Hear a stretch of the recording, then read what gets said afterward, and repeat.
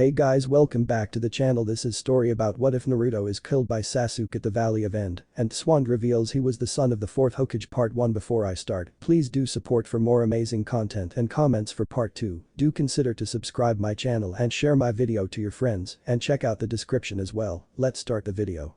Sasuke stared down at the still warm corpse of his once teammate Uzumaki Naruto. The gaping hole in his chest where his heart should have been was bleeding profusely, mixing with the rain and running in rivulets off the stone shore and into the water, staining it a light red. "It's funny," Sasuke began, talking to the dead body. "I hated you. You were loud, brash, thick-headed, and were about as sociable as a chimpanzee, but you were the closest thing to a friend that I had in that God's forsaken village." Sasuke stiffened, gripping his eyes as a sudden spring of pain erupted from behind them. "Gah." Clasping his hands to his eyes he fell to his knees, the pulsating ache of the cursed seal on his shoulder only seeming to exacerbate the sensation of 1,000 electric pinpricks shooting out from inside his skull. Just as suddenly as the pain came, however, it went. Sasuke dropped his hands to the ground to keep himself from falling and opened his eyes, only to see the dead, glassed-over eyes of Naruto staring back up at him. Naruto's red, slitted eyes had returned to their normal blue, but all semblance of the boundless optimism Naruto had exuded from them was gone. They were empty eyes, looking up at him, judging him. "Shut up." He shouted down at the corpse. "I had to do it. I had to kill you to get the Mangekyo. I need this power to kill Itachi. You wouldn't understand. He took everything from me. I have to kill him. It's my duty." The glassy blue eyes continued to stare, regardless of Sasuke's justifications. With a loud grunt, Sasuke got up before kicking Naruto's body with enough force to shove him off the rock where he stood and into the river, where it began to slowly float away, face down. Ripping his Hinata off, Sasuke looked down at the distinct scratch crossing out the Konoha symbol. With a slight smirk he dropped it onto the stone ground, where it hit with a loud clang. Maybe Naruto wasn't as useless as he had previously believed, not that it mattered now. Looking back at Naruto as his body slowly drifted away he felt his breath hitch, looking slightly defeated. "I'm sorry." He whispered to himself. "I had to." Sasuke shook his head to clear his thoughts. This was childish and no way for an Uchiha to act. He had wasted too much time ruminating, he had to get to Orochimaru as soon as possible, who knows when Naruto's backup would arrive. Turning on his heel, Sasuke used his remaining strength to run as quickly as he could towards the rendezvous point to the north. Kakashi landed without a sound on the hard stone shore. Picking up a scratched Hinata he held it in front of his hound. "Pakin, what do you smell?" he asked urgently. "It's Sasuke's for sure, but there's more. The rains washed most of it away, but there's definitely a lot of Naruto's blood here," he stated. "Unfortunately, I can't smell much of a trail anymore, the rain is too heavy." Kakashi nodded in understanding. "I'll summon some more Ninkin and we'll spread out, we need to pick the trail back up as soon as." "Kakashi-san." Pakin interrupted, pointing downstream towards a distinctive orange figure with his paw. "No," Kakashi whispered as he dropped the Hinata, sprinting across the flowing water towards Naruto. Spanning the distance in just a few seconds he picked up his student, hoping he was merely unconscious. Upon seeing the gaping hole in his chest, however, Kakashi knew he was dead. Scooping the rapidly cooling corpse up in his arms, Kakashi closed his single visible eye. "I'm sorry, Naruto, I didn't mean to be so late." He sighed, reining in his emotions in the way that only a hardened shinobi could, before shifting his grip so he could close Naruto's eyes. It was time for the boy to rest. "Pakin," he said, turning to his furred friend on the shore. "Pick up Sasuke's Hinata and bring it back to the village. We'll see if we can use his scent to train other tracking hounds." Pakin nodded, picking up the Hinata in his mouth. Without another word, Kakashi began the long journey back to the village. "Bring me more deer antler." Tsunade shouted to one of the bustling nurses, deep bags under her eyes, showing her lack of sleep. She ground together more ingredients in an attempt to counteract the Tongarashigan pill of the Akimichi that Choji had taken. It truly was a fascinating piece of work. By forcing the body to burn through the entirety of its fat stores, the Akimichi clan had discovered how to produce an incredible amount of chakra. The only problem was that the process also produced an extraordinary amount of spiritual heat, throwing the spirit's balance towards one end of the extreme and causing it to spiral out of control, weakening the Hokage-sama. Tsunade turned to see who interrupted her introspection. A genin she didn't recognize stood before her. "Your presence is requested in the morgue," he said with a bow. With a deep frown, Tsunade responded, "I'm in the middle of a procedure. You can't just barge in here. Who told you to break protocol like this?" she demanded. "Kakashi-san did, ma'am. He recently returned with Naruto and ordered me to find you immediately," the young boy explained. He must be fresh out of the academy, that was why she didn't recognize him and why he was stupid enough to interrupt a medical procedure on a random jounin's orders. "Wait a minute." Naruto. Morgue. You. Tsunade snapped at another nearby nurse. I want you to grind some dried lotus root, steep it in a glass of peppermint tea, and force it down Akimichi's throat, understood? She ordered belligerently before storming off without waiting for a reply. Tsunade's heart was beating faster than was healthy for a woman of her advanced age as she rushed down the sterile white hallways of the Konoha hospital.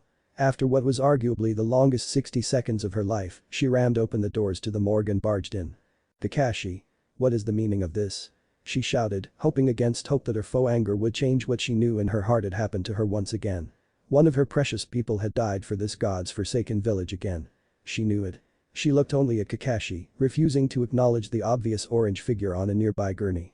Kakashi was sitting in a chair in the corner of the room, head resting in his hands and hunched over. Without a word he pointed to the corpse of his dead student. Tsunade slowly turned to look at Naruto. He hadn't been cleaned up at all, he was still covered in blood, sweat and grime. Stepping closer she approached him and rested a hand on his forehead. All the anger was immediately washed away and replaced with an intense aching sorrow. She had lost another one. She truly was cursed. Running her hand down his front she found the necklace, the cursed necklace that was doomed to kill anyone she gave it to. She had been a fool to believe that this small boy would be able to change her fate. Gripping the crystal she tore it away from him and shoved it into her pocket, fighting back tears as she did. Looking lower she stared at the gaping wound in his chest. "Chidori?" she asked simply. Kakashi merely nodded his head in response, still refusing to look up. She closed her eyes, refusing to let tears fall, refusing to let Konoha make her cry for another person it had taken away from her. She failed miserably. Falling to her knees, loud sobs racked her body. When had Naruto become so important to her? When had she let her guard down? She had sworn to herself she would never be vulnerable like that again, but like an abused lover, she had made the excuses she knew she shouldn't have. It will be different this time, she had told herself. Tsunade bit the inside of her cheek, hard enough to draw blood. She savored the taste, let it bring her back to the now. Standing up there was a fire in her eyes. The village had hurt her all over again. So she was going to hurt it back. Kakashi, she started, suddenly back to her all-business persona. Make yourself presentable. We'll be burying him next to his parents. Kakashi's eye shot wide when he heard that. To reveal to the village that Sasuke had killed the only heir of the fourth Hokage. The village would tear itself apart. Less than 48 hours ago, Sasuke had been the village's golden child.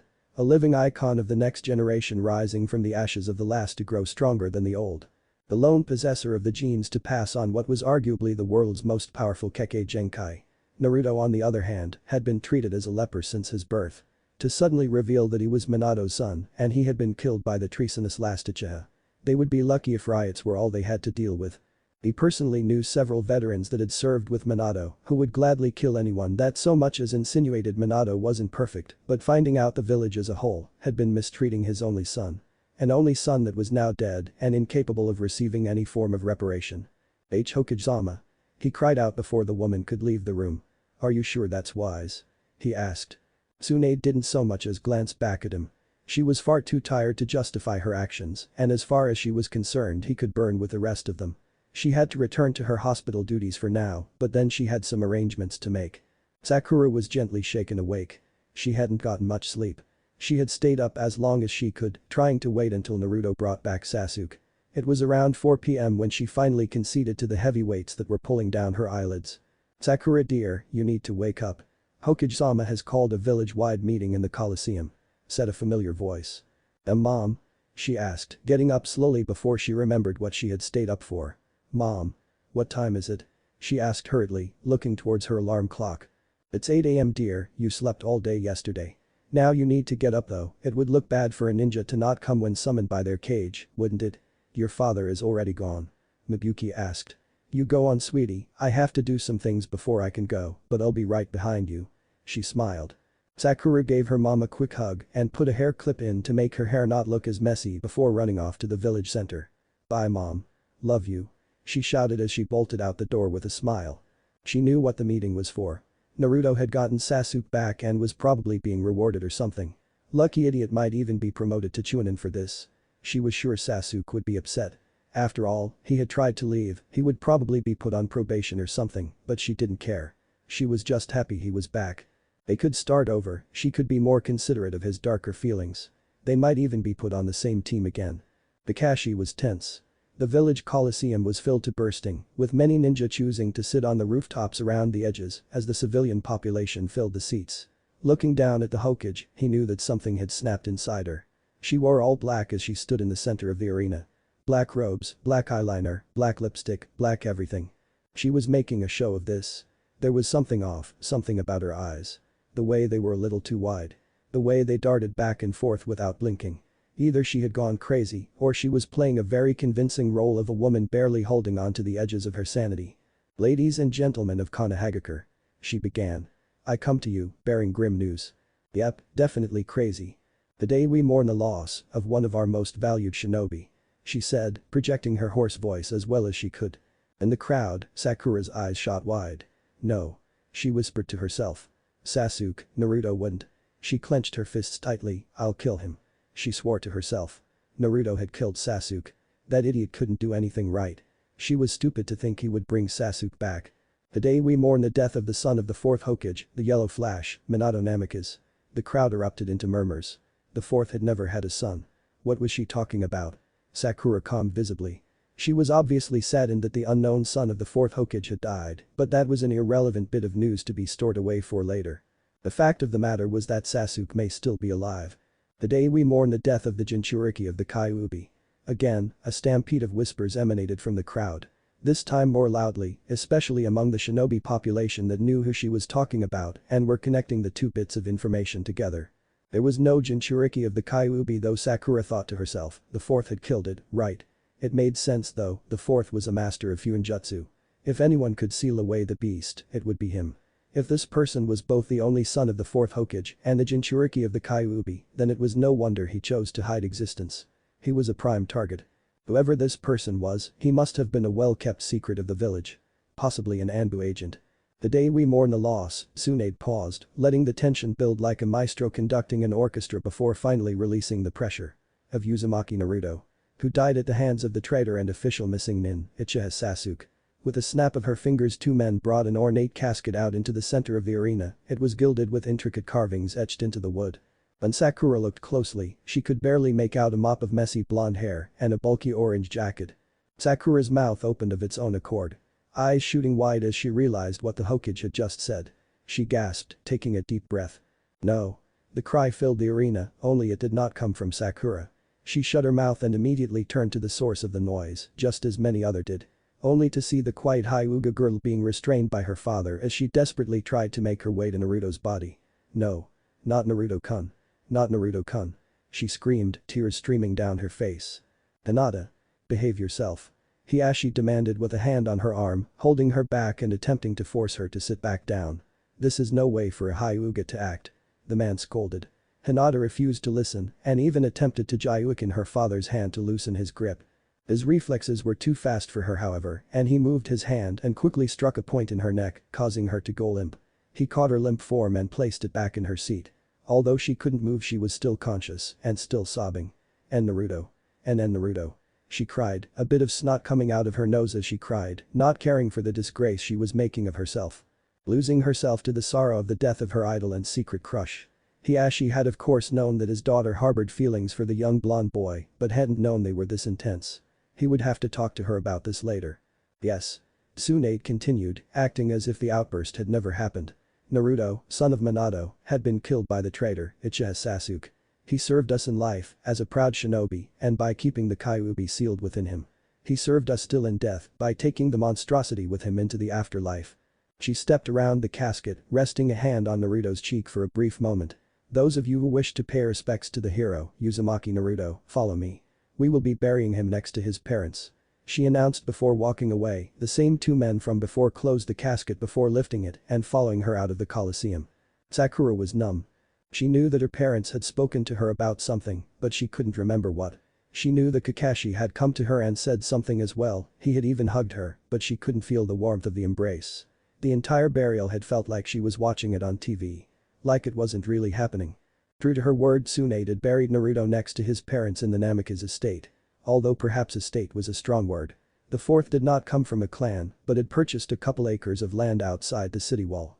On it was a simple home one could have expected to find in a nice suburb, except everything was incredibly overgrown and run down. Behind the house were two gravestones that simply read her safe harbor and his red-hot habanero. In the back of her mind, Sakura noted that the body of the fourth was supposedly destroyed during the Kyuubi attack. Although it made perfect sense that the official report would say that if he had wanted his burial to be private with his apparent wife. Tsunade had spoken some more as Naruto's casket was buried next to his parents, but Sakura couldn't hear her. While many of the villagers chose not to follow Naruto to his burial site, there was still more than enough to make it, so she was crowded on all angles as everyone tried to gather around the rather impromptu ceremony.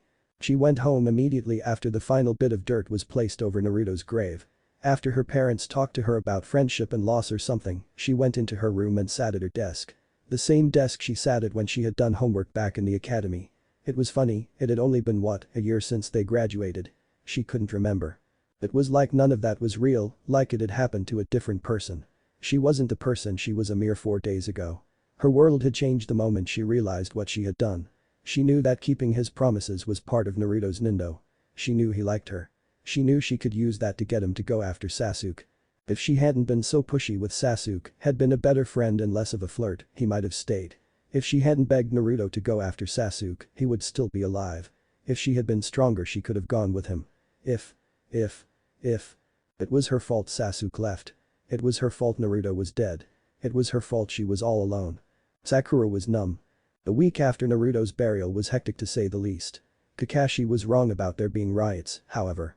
So that was a positive. In fact, Kakashi realized that the village was taking the revelation that the pariah was actually a hero rather well. There were plenty of heated arguments, but no one had died yet. Many of the villagers were simply sulking, minds filled with I should have and if only. The melancholy mood was oppressive, even for him. Others, although a much smaller number, actually celebrated. Not for the death of Naruto the hero as some had taken to calling him posthumously, but for the death of the Kyuubi. Kakashi supposed they were somewhat right to celebrate. It wasn't every day a being of pure energy and manifestation of hatred was destroyed. It was only when the two groups clashed that things became a problem. The mourners believed that the celebrators were not sufficiently upset about the death of Naruto the hero, while the celebrators believed that the mourners were not sufficiently happy that Naruto had succeeded in the mission given to him by the fourth. Protecting his people from a grave threat. They were both partially right. Kakashi had heard both sides of the arguments multiple times while having to defuse rather heated debates on multiple occasions. Battle lines had been drawn, but he knew no actual battles would ensue. Thankfully both sides had come to the conclusion that a civil war in the village that Naruto the hero had died serving would only disgrace his memory. Kakashi-san, a voice spoke from behind him. Turning away from the memorial stone he saw a genin looking up at him. He couldn't tell if it was the same one he had sent to fetch Tsunade that first night or if the many similar genin that had been sent to fetch him were simply blurring together in his mind. Kakashi-san, there's another altercation at the south gate, the boy said with a tense bow. With a rather forced eye smile Kakashi nodded to him. Of course, I'll be right there, he said, allowing the boy to stand back up and return to the Hokage tower. Kakashi began to lazily jump from rooftop to rooftop on his way to the gate. He had taken on a rather bizarre role lately. He was the sensei that trained the traitor Uchiha and taught him the technique used to kill Naruto, the hero. He was also the sensei that trained Naruto and had cared for him when the village had not. He had expected people to hate him. He had hoped they would praise him. Instead, they pitied him and that only made things worse. Tsunade was using this role of his to help diffuse any situations as they arose. He hadn't slept in days. Alright then, what's happening now? Kakashi sighed as he landed between two arguing figures just inside the south gate. What the hell happened here? Tsunade didn't so much as flinch at the accusatory tone that came from the window of her office. I take an extra week to check on some contacts in my spy network and now Naruto's dead and the village is poised to tear itself apart. Sasuke betrayed the village for Orochimaru and Naruto was killed trying to get him back. I told everyone about his parents and that he was Jinchuriki of the Kyuubi.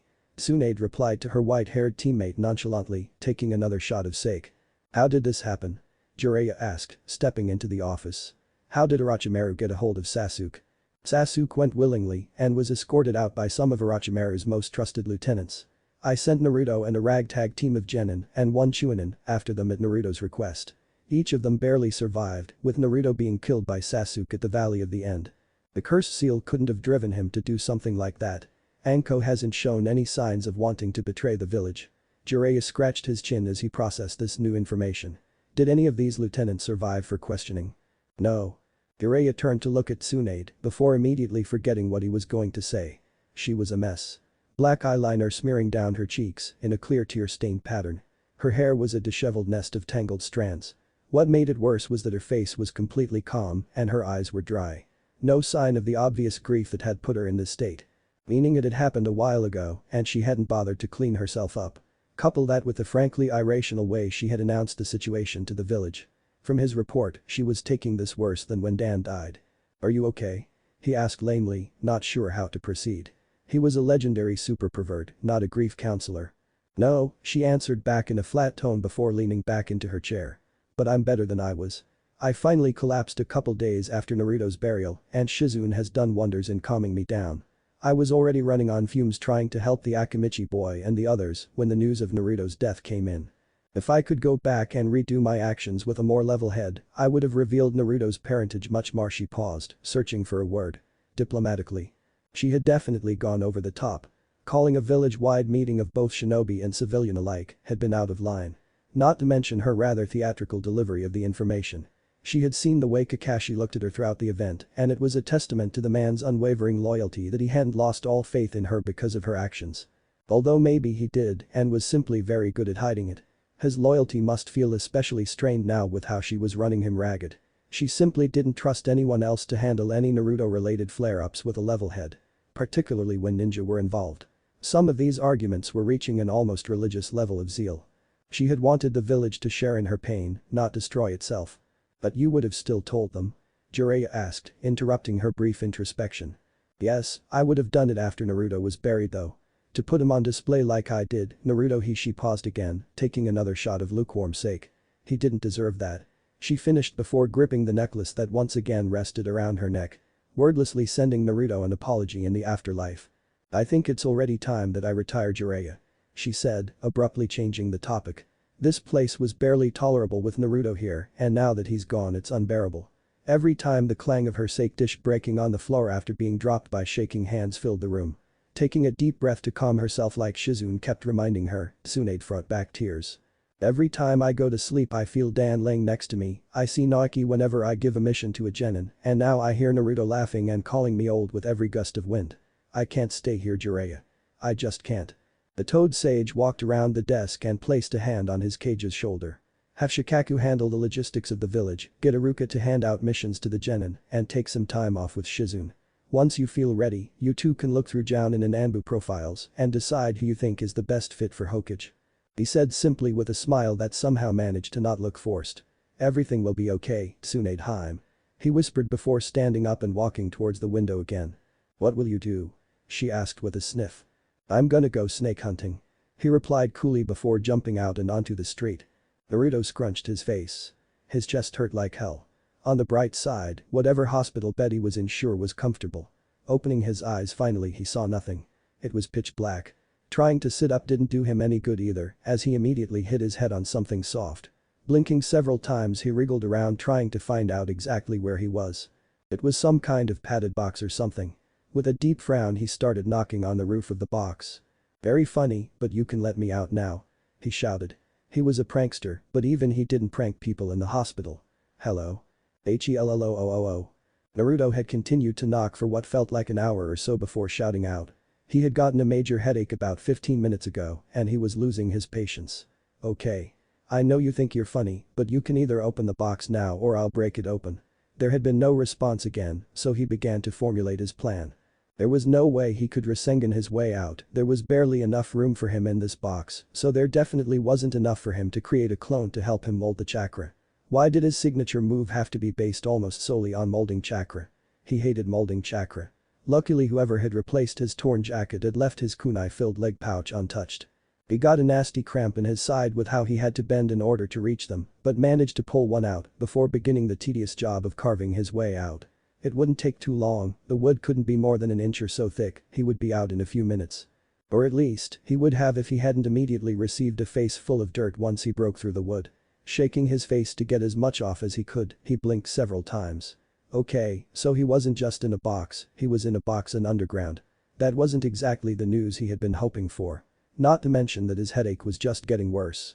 With a determined frown Naruto began to dig through the dirt with his kunai. The throbbing in his head only drove him to push faster.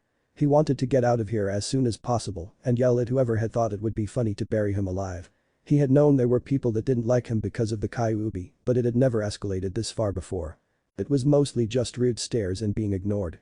Of course, if Mizuki had been willing to steal the scroll of forbidden techniques and kill him to make a quick getaway, then he assumed there were probably others with similar ideas. Still, to kidnap him from the hospital and bury him alive. That was just weird. They should have at least killed him before burying him, that's what a ninja would have done, and he doubted anyone but a ninja could have kidnapped him from the hospital. He highly doubted Sasuke would have buried him alive after he passed out. That just wasn't his style. Where would he have gotten the casket from anyway? So that meant that someone must have found him and brought him to Konoha Hospital. Only for someone else to kidnap him while unconscious and bury him alive in a perfectly good casket. Now that was a story to tell the grandkids. If he ever had grandkids. If Sakura didn't kill him for not bringing Sasuke back. Oh man, just the thought of talking to her after getting knocked out by Sasuke was giving him anxiety. He had promised to bring back Sasuke and failed catastrophically. He had considered justifying it as, I promised to bring him back, but never specified when. I can just keep trying to bring him back until the promise is fulfilled. But knew it wouldn't convince her. Heck, it didn't even convince him. Sasuke would be considered a full-blown missing nin now. Sakura would never talk to him again and he had officially broken his nindo. So that sucked. On the bright side though, he thought he was almost through all the dirt. With every patch of dirt that landed on his face he would shake it off before shaking and kicking it down to the bottom of the coffin. After about 15 minutes his head felt like it was about to explode and he had filled up the entirety of the coffin with dirt. Luckily, the dirt was clay-y and kinda wet so it didn't collapse on top of him. Clay-y. Was that a word? Whatever, dig now, worry about that stuff later. Oh man, he was gonna kill whoever buried him. Not literally, but he was gonna yell at them a lot and maybe paint their house neon orange or something. Tsunade might kill them though, for like, treason and stuff. That would have to be after taking something for this headache. Holy cow, whatever painkiller they had given him at the hospital was definitely wearing off, all his muscles felt like they were on fire and he was getting lightheaded from the pain as he dug. Finally, after another 15 minutes he broke through and crawled out to lay on the sweet dew-covered grass nearby. He had heard the phrase 6 feet under before, but hadn't figured they would have literally buried him 6 feet under. Maybe it was supposed to be irony or something. He didn't care right now, he was too busy sucking in as much air into his lungs as he could and his pain started to fade. Oh, the painkiller wasn't wearing off, he had been suffocating to death cool. Finally opening his eyes after taking his time to recoup any lost oxygen, he noticed that the sky was particularly beautiful. You couldn't see the stars like this in the village because of all the light pollution. Usually, he only saw it on long missions outside of the village when they had to camp out. Lifting the kunai up to look at it in the light, he frowned and threw it aside. It was completely dulled and some of the edges were starting to chip. It's true they were meant to be mostly disposable, but that was still like 500 ryo down the drain. The bird started chirping and he decided it was time to get up. Nature was calling to him. Not the birds, he had to pee. Smirking to himself at his internal joke he stood up and walked over to the edge of the property. Once relieved, he turned around to look at his would-be grave with a little more detail. It was quite a sight. There were flowers laid out all around his grave and a small but ornate gravestone. The house nearby looked like it was halfway through some major renovations. The whole thing looked like it had been power washed and there was that smell in the air that said this paint may not look fresh, but if you touch it, you'll get it all over your hands. So someone had kidnapped him and buried him alive behind their house. That was dumb. Not to mention they had buried him next to their parents or something. He looked at the 2 older gravestones next to where he had been buried. Something about harbors and peppers. He didn't know what that was about. Looking to what was supposed to be his gravestone he read what was written. Dear Lies. Uzumaki Naruto. Son of. Namek is Minato and Uzumaki Kushina. Jinchuriki of the Kyuubi. And. Hero of Konohagakure. Okay, what the fuck. Hiashi was pleased. After he dragged the still sobbing Hinata home from the announcement that the Naruto boy had died, he tossed her into her room, rather unceremoniously too. He had refused to let her watch the burial, or rather, he had refused to carry her to the burial and she hadn't been in any condition to go by herself. The first day almost the entire house had to listen to her wail late into the night. She just lost her friend. Hiashi had told himself, give her a day to grieve. And a day she had gone. He swore to himself that if he had heard so much as a sniffle from her room the next day he would go in there personally. Only no sounds came. That had actually made him rather nervous. Just as he was about to go and check on her though, she came out, grabbed a large glass of water from the kitchen, and then she returned to her room. She had her own indoor plumbing, as was only fitting for an heiress, and a bookshelf. So, all she needed to leave her room for was food, water, and training. Kurenai had given their whole team a week off to mourn, so she had nowhere else to be. While he hadn't seen her get any food, his parental concern had been assuaged and he returned to his study. The third day is when she had surprised him. She come out of her room, fully kitted out, as if she was preparing for a mission and walked into the rear courtyard. Using his Byakugan to keep an eye on her from in his study was a simple task. She had walked right up to a nearby Chunin of the branch family and looked up at him. "Fight me," she had said simply. The Ashi's eyes had widened from shock alone. A bit of an overreaction considering he didn't have any rational reason to do so. That had been surprising, but not overly so. She had just spent 2 days in her room and had no team duties. She was probably just working out some energy and frustrations. The man had looked at Hinata like she had grown a second head but simply bowed and gave the appropriate "yes, Hinata Heim" before dropping into the Jukin stance. He began first, giving her an agonizingly slow strike that was obviously meant to be blocked. She slapped his hand away and looked at him with an angry frown. "I didn't say pity me, I said fight me," she growled. The Ashi had to consciously prevent himself from turning his head to look at Hinata. If the Chunin had looked at Hinata like she had a second head before, then she must have appeared to have 3 heads, 16 arms, and a Sharingan at this point. "Yes, Hinata Heim, forgive me," he said with another deep bow. The Ashi put his pen down so he could actively watch his daughter. What followed was 10 minutes of her barely surviving. He frowned deeply to himself, wondering what he had been expecting. A small group had gathered around the fight by that point. None of them made it outwardly obvious that they were watching, they just so happened to be eating their meal nearby, facing away at an angle, and with their Byakugan active. After Hinata had collapsed and vomited slightly, the Chunin dropped his guard completely. He bowed again and made to walk away before Hinata stood back up. "Again," she said simply, looking at the man as he tried to turn away. He stopped and turned to her, again bowing. "Hinata Heim, I don't think that's a good idea. You should rest and if you want, you can come to me again. We can always train together lad ahhhh." He let out a blood-curdling scream, collapsing forward. While he had been trying to help her save face, Hinata had shaped her hand in a familiar sign, letting out a quiet "hiya." As she did. Ashi couldn't restrain himself this time, his head snapping to face his daughter like he had been an everyday civilian. She had never used the cage bird seal before. Hinata spat out a mass of bloody phlegm before speaking. "I said again," she shouted before charging at the man. In his shock the Chunin had managed to let Hinata get a few strikes in while he recovered before leaping back and rededicating himself to the fight. "Why yes, Hinata Heim." The watching crowd made themselves scarce after that. The Ashi's frown had turned into a loving smile. If he had known his death would have had this kind of effect on his daughter, he would have killed the Uzumaki child himself years ago. Fourth Hokage be damned. Naruto had been pacing for at least 10 minutes. "Okay so," he began, talking to one of his clones.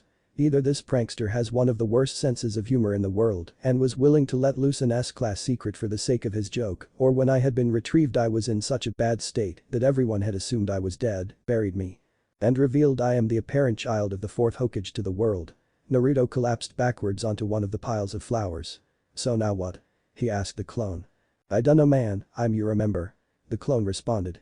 The real Naruto looked at him with squinty eyes. "You're no help, why did I even make you?" The clone sighed. "You said it was to bounce ideas off of me, but we both knew that wouldn't work. You're just scared that you're actually a ghost and the Shinigami is gonna sneak up behind you, so you want me to watch your back." It was the real Naruto's turn to sigh now, he definitely wasn't a ghost. Ghosts didn't need to breathe or dig out of caskets. The clone was just trying to scare him. "I mean, if I go back then they're gonna think I'm undead or something. Or some jerk that's just pretending to be me. Or like 11 other different things that could end really badly for me us." He amended after a moment. "Oh yeah, and what are you gonna do instead? Run away? That's not part of our Nindo." The clone countered. "You mean the Nindo we broke the second we let Sasuke get away?" Naruto countered in return. "Just think what Sakura will do to us when she realizes that not only did we not get Sasuke back, but we let her think we were dead for who knows how long. We might actually die after that." "Good point. I suppose we could, oh gods you were right. The Shinigami. He's right behind you." The clone shouted, eyes wide in terror. "What?" The real Naruto jumped up and turned around, only to hear a loud ha. Behind him and a poof as the clone dismissed itself. He couldn't blame it, it had thought it was funny, and now he kinda did too. Wait, why would he think it was funny too? Naruto frowned to himself before deciding to file that question under the interesting, but not important right now part of his brain. That was a really big part. He'd have to go through there one of these days. There were probably those weird cockroaches in there. Maybe that's why his mind looked like a sewer whenever he saw the Kyuubi. There was a leak in that room he never checked out. Swallowing hard, Naruto did what any sensible ninja would do. He picked up one of the flowers that was left for him and started picking off the petals. One by one. I leave. I stay. I leave. I stay. I leave. What now? Kakashi sighed at the genin that had just knocked on his door. He had finally managed to get a bit of sleep when he was woken up a whopping 2 hours after his head hit the pillow. He was going to have an aneurysm at this point. Sir, Hokage-sama has requested your prescience in the Hokage Tower immediately. I apologize for any inconvenience. The young girl stuttered. So this one definitely wasn't the same boy he had sent to get the Hokage. Unless he was hinged and Kakashi was just too tired to be able to tell. No, that was just the lack of sleep talking. There was no demon genin that had nothing better to do than bug him. At least not anymore. Wow, okay, Kakashi thought to himself. Screw you too, brain. Standing tall, Kakashi patted the girl on the top of her head. It's fine, it's not your fault. Take your time getting back. I'm on my way. He said, trying to be extra kind to make up for his rather cruel greeting earlier. Locking the door behind him, he jumped on top of his place's roof and began to journey towards the Hokage Tower. He could have sworn he heard a hinge pop behind him as he jumped away, but convinced himself he was hearing things. Are you sure he's the best candidate? Shizune asked her mentor. What if the villagers freak out? He hasn't gotten a psych evaluation since Naruto's death.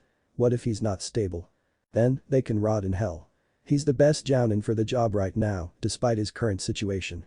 I don't want to spend the next 2 weeks here looking through profiles just to pick him anyway. Besides, Tsunade continued. I'm not exactly stable right now either. Do you really think I'd do a better job of keeping this place together than him? I'm drinking way too much, and if I don't do those breathing exercises every 30 minutes or so, it feels like my brain will melt. Hell, I'm the one who grades most of those psych evaluations, and I wouldn't even pass myself at this point. Shizune looked like she was about to argue, but there was a sudden knock at the door. That was odd, they had expected Kakashi to come in through the window. Enter. Tsunade spoke with all the dignity and authority that she could muster. Kakashi walked into the room slowly.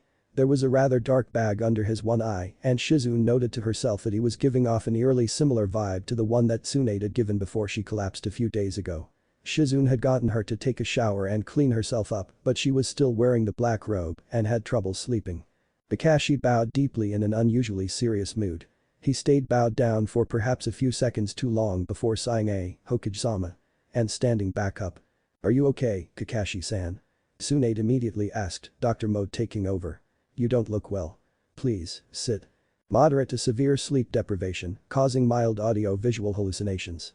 Minor chest pain and loss of appetite, possibly unrelated but unlikely, he said stoically, giving a rather spot-on self-diagnosis. He gave her an eye smile before taking the offered seat. Nothing compared to my time in Anbu though. I'll be fine. I see. She began to give a slightly worried frown. Tell me, Kakashi, are you loyal to Konoha? She asked, changing the subject. Kakashi barely managed to stop himself from raising his eyebrow. He hadn't expected that. He knew there was a good chance he would be questioned. After all, he was the sensei to the traitor Uchiha. But, he figured it would have happened within the first few days after his return. When it didn't, he assumed they either didn't question his loyalty or they were too busy. It made sense though. Run him ragged with constant small missions and then question him when he had his guard lowered.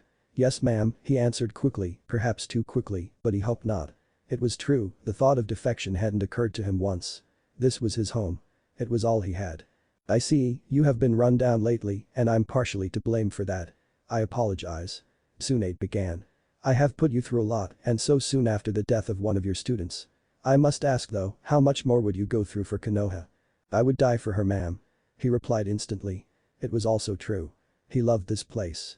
From the hot summer days to the cool winter nights. From the Hokage monument to the memorial stone. He loved all of it, even the parts that made him sad. Good. Tsunade said, nodding slowly. She looked at him in his one eye and stared at him in the way that only a cage could. Then I have a mission for you, a mission of such grave importance that I dare not give it to anyone else. I know you are tired, but don't worry, you'll have some time to rest and prepare for this mission, should you choose to accept it. Kakashi paused, but nodded. So it was a suicide mission, not a questioning of his loyalty. It wasn't a big deal, he had gone through many supposed suicide missions during the war with Iwa. Not to mention his time in Black Ops. Of course ma'am. Anything for Konoha, he said, although there was something in the back of his head that told him he was forgetting something. Tsunade smiled and nodded as well.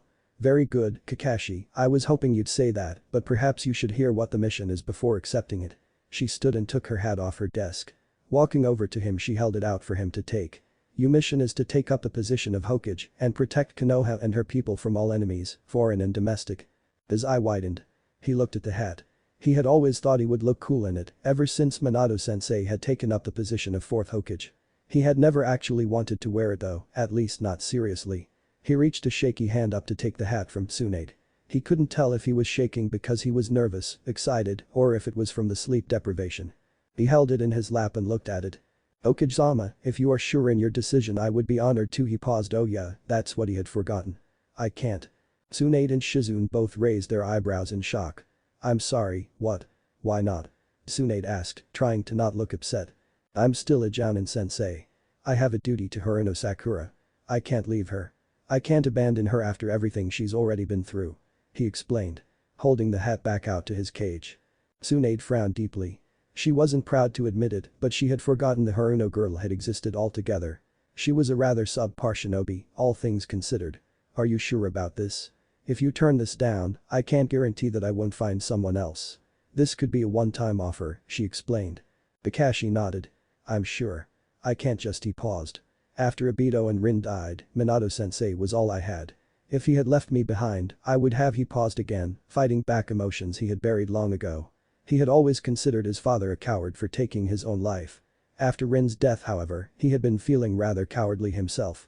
If Minato-sensei hadn't been there for him he may have been Hokage at the time, but Minato was still very much his sensei, and he didn't know if he was capable of doing both like Minato had. I can't leave her. He said simply. As though he had just commented that the sky was blue. Tsunade nodded slowly, she saw something in Kakashi that she had seen in herself. At this point, Sakura was to Kakashi as Naruto was to her. For some reason he had pinned his hopes to a small, stupid, fragile child just like she had. She wouldn't take her away from him. Not to mention that he probably subconsciously saw a bit of Rin in Sakura. She hadn't gone too in-depth on the reports, but knew that Rin hadn't taken the death of Obito well. The report she read said it was suicide, and she had used Kakashi to do the deed. Taking the hat back from his grasp she nodded. Very well, I understand. However, I would ask you not tell anyone about this.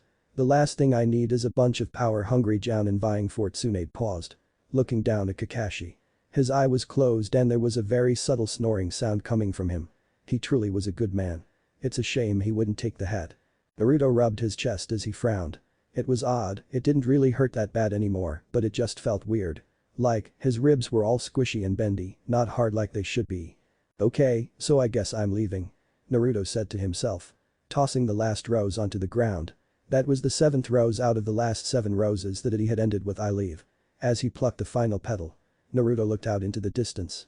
He could just barely make out Konoha in the distance. With a nod of his head, he decided to go in the opposite direction. East. Just as he took his first step away from everything he had ever known he paused and turned back. Not to face the village, but the graves of his supposed parents. It just felt wrong to not do something. Walking back so he was facing the gravestones, he bowed. I know we never met and I know you sealed a demon inside me, but thank you for bringing me into this world. I wish things had been different, Mom, Dad. He whispered before standing up straight. Without another word he took his hit-eye off and dropped it on his grave. Naruto picked up the kunai that he had dropped. He had the feeling he was going to need every bit of equipment he could get. Especially if he couldn't go to his apartment and grab his mission bag. It was funny, this whole fiasco had begun with him trying to prevent Sasuke from leaving the village. Now he was doing the same, albeit for different reasons. Stretching out and giving one last look at his home, Naruto nodded to himself. This was oddly freeing, like taking your shoes off after a long day. Cracking his neck, Naruto turned away from Konoha and began running east. He didn't know where he was going, just that he needed to go somewhere that wasn't here. Kakashi felt like a new man. It was amazing what 14 hours of sleep could do for the chronically conscious. He had been rather embarrassed when Shizune woke him up after his impromptu nap, the Hokage having gone to tell Shikaku that his services would be required longer than she had expected. After an apology and a short bow, he had made his way back home where he resumed his previously interrupted rest. The sun was still out when he fell back to sleep, but he figured he deserved to be able to relax with everything that had been happening lately. After taking his morning shower the next day, Kakashi had decided to give himself a bit of a break. Setting out to get himself a proper breakfast rather than the ration bars he usually ate. Taking time to de-stress was one of the often overlooked parts of maintaining your ability to perform in the field. taking his time to walk to a nearby restaurant. He looked at the specials that were plastered on the windows near the entrance. Oh, the miso soup was on sale, that would be nice. They even had salt-broiled sori. His favorite. Stepping into the restaurant, Kakashi was seated by a kind waitress and quickly placed his order. Leaning back in his comfortable chair, he looked out the window and watched as shinobi and civilian alike walked the streets. Occasionally sipping on some of the complimentary tea as he did. All without anyone see his face, of course. Yes, Kakashi had needed a break, and this was most definitely good for him.